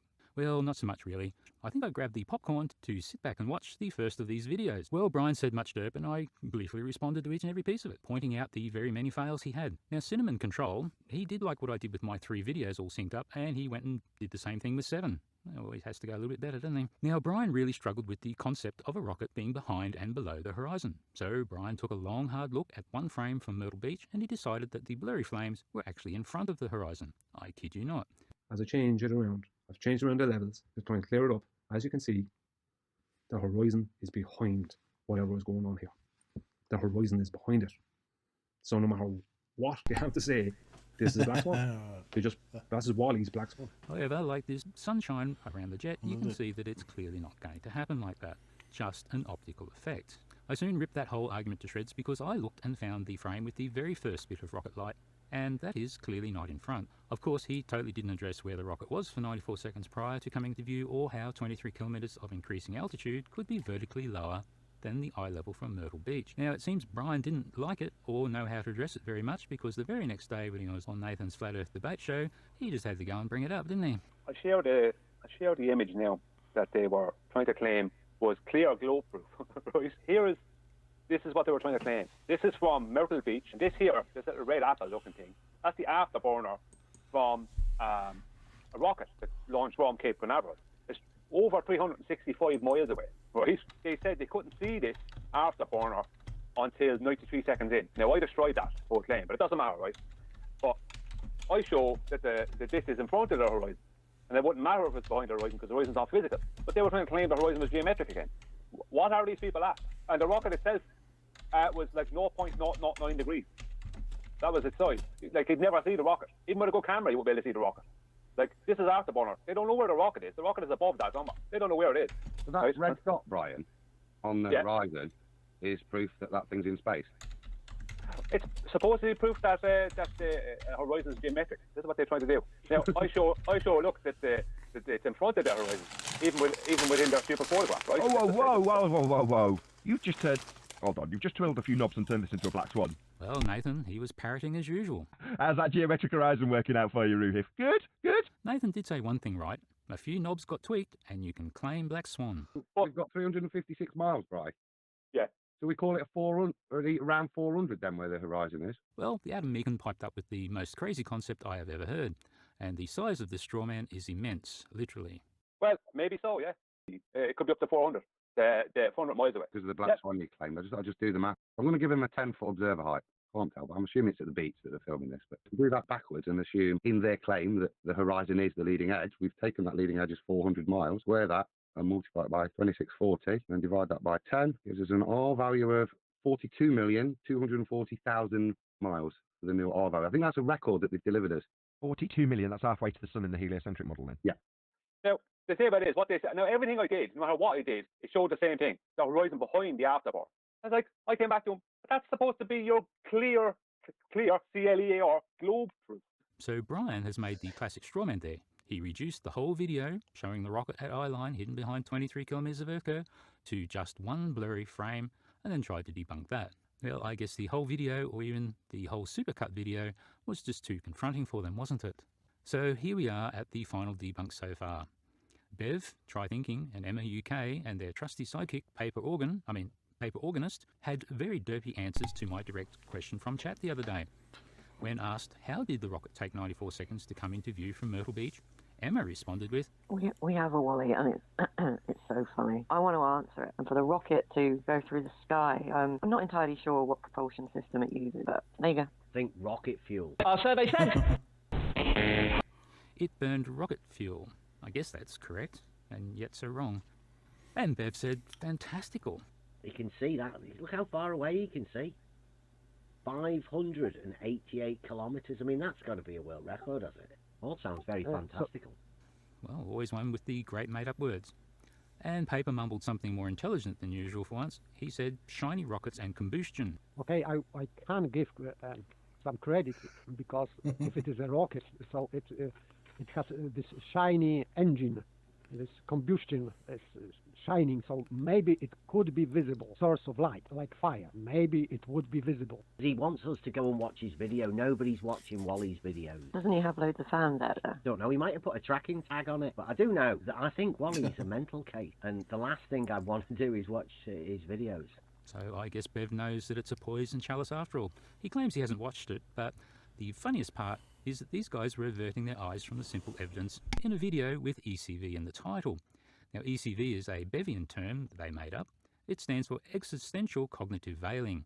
It describes their own fears at looking at data lest they see something that can't be unseen. And the Falcon Heavy has collected many flat Earth fails. Many other names have tried and failed, from the small weird channels claiming that the shadows are all wrong or the speed was too fast, to the big names like Jeranism, Taboo Conspiracy, and all the others going full attaboy on no fanfare. But sadly, the video they thought was so good, well, it's been taken down, because, as we just saw, it was well wrong.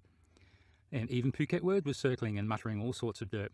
He even claimed that the visibility on that day was only 6 miles away, despite what it actually looks like. Yeah, that doesn't look like 6 miles, does it? I really did want Bev Try Thinking to have a go at the Bev's rocket paradox. I don't really know what he's afraid of. When he fails, Maths. It's not like I'm going to go point and laugh at him, is it, Dan? Wally, I hate to break it to you, mate, but that's exactly what you've been doing here. Laughing at the hilarious fails of flat earthers. Oh, really? Well, it has been fun. 0.6191 degrees. Well, that's oddly specific. Well, not so much, really. I grabbed the popcorn and sat back to watch and... Oh my goodness, these Bloopers. videos are... Well, not so much. I think I grabbed the popcorn to sit back and watch the first of these videos. Oh man, they're almost an hour long. Oh boy. So I soon ripped that whole argument to shreds.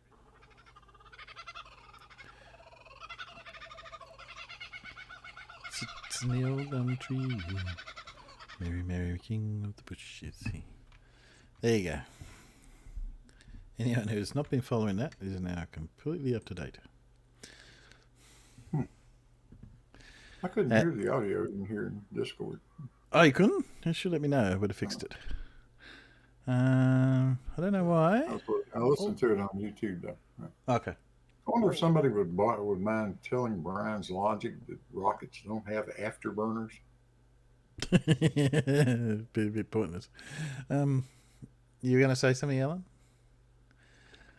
Yeah, I was just going to say to Blue, when you're looking at it in Discord, there is an audio option in Discord which you needed to unmute. Oh yeah, there you go. Because since they fixed this issue with Discord, it's the easiest way of doing it now. The audio is a lot better than trying to squidge it through somebody's microphone. Yeah, so I changed that for Alan earlier. Yeah. Yeah, I just saw it. Sorry about that. That's okay. My bad. Yeah. That's all right. As long as you heard it in the end. I thought it was funny when he said, what was Bev afraid of? Well, isn't that obvious? It would have involved mathematics, wouldn't it? And geometry. Oh, poor Bev. It was like, of course they're not going to look at that. Require to actually do some calculation. Look, I can't even do arithmetic. What are you kidding? You kidding me? Yes. So, yes, not a big surprise. Well, sorry, I'm just looking at what I've got left. We might be ending it up there because it's already tomorrow for us in Oz. Paul's had a long day chasing ducks. Yeah, that's an understatement. And I think we might come to a close, I think, with that one. Everything I've got is going to be another 20 or so minutes, so I don't think we'll put those on. I'll save them for next time. Oh, thanks for Peanuts for turning up. We will be back up again on Wednesday if you want to drop in and see what we're up to. And we'll catch you there. You want to say good night to Peanuts, guys? Goodbye, Peanuts. Good night, Peanuts. Good night, Peanuts.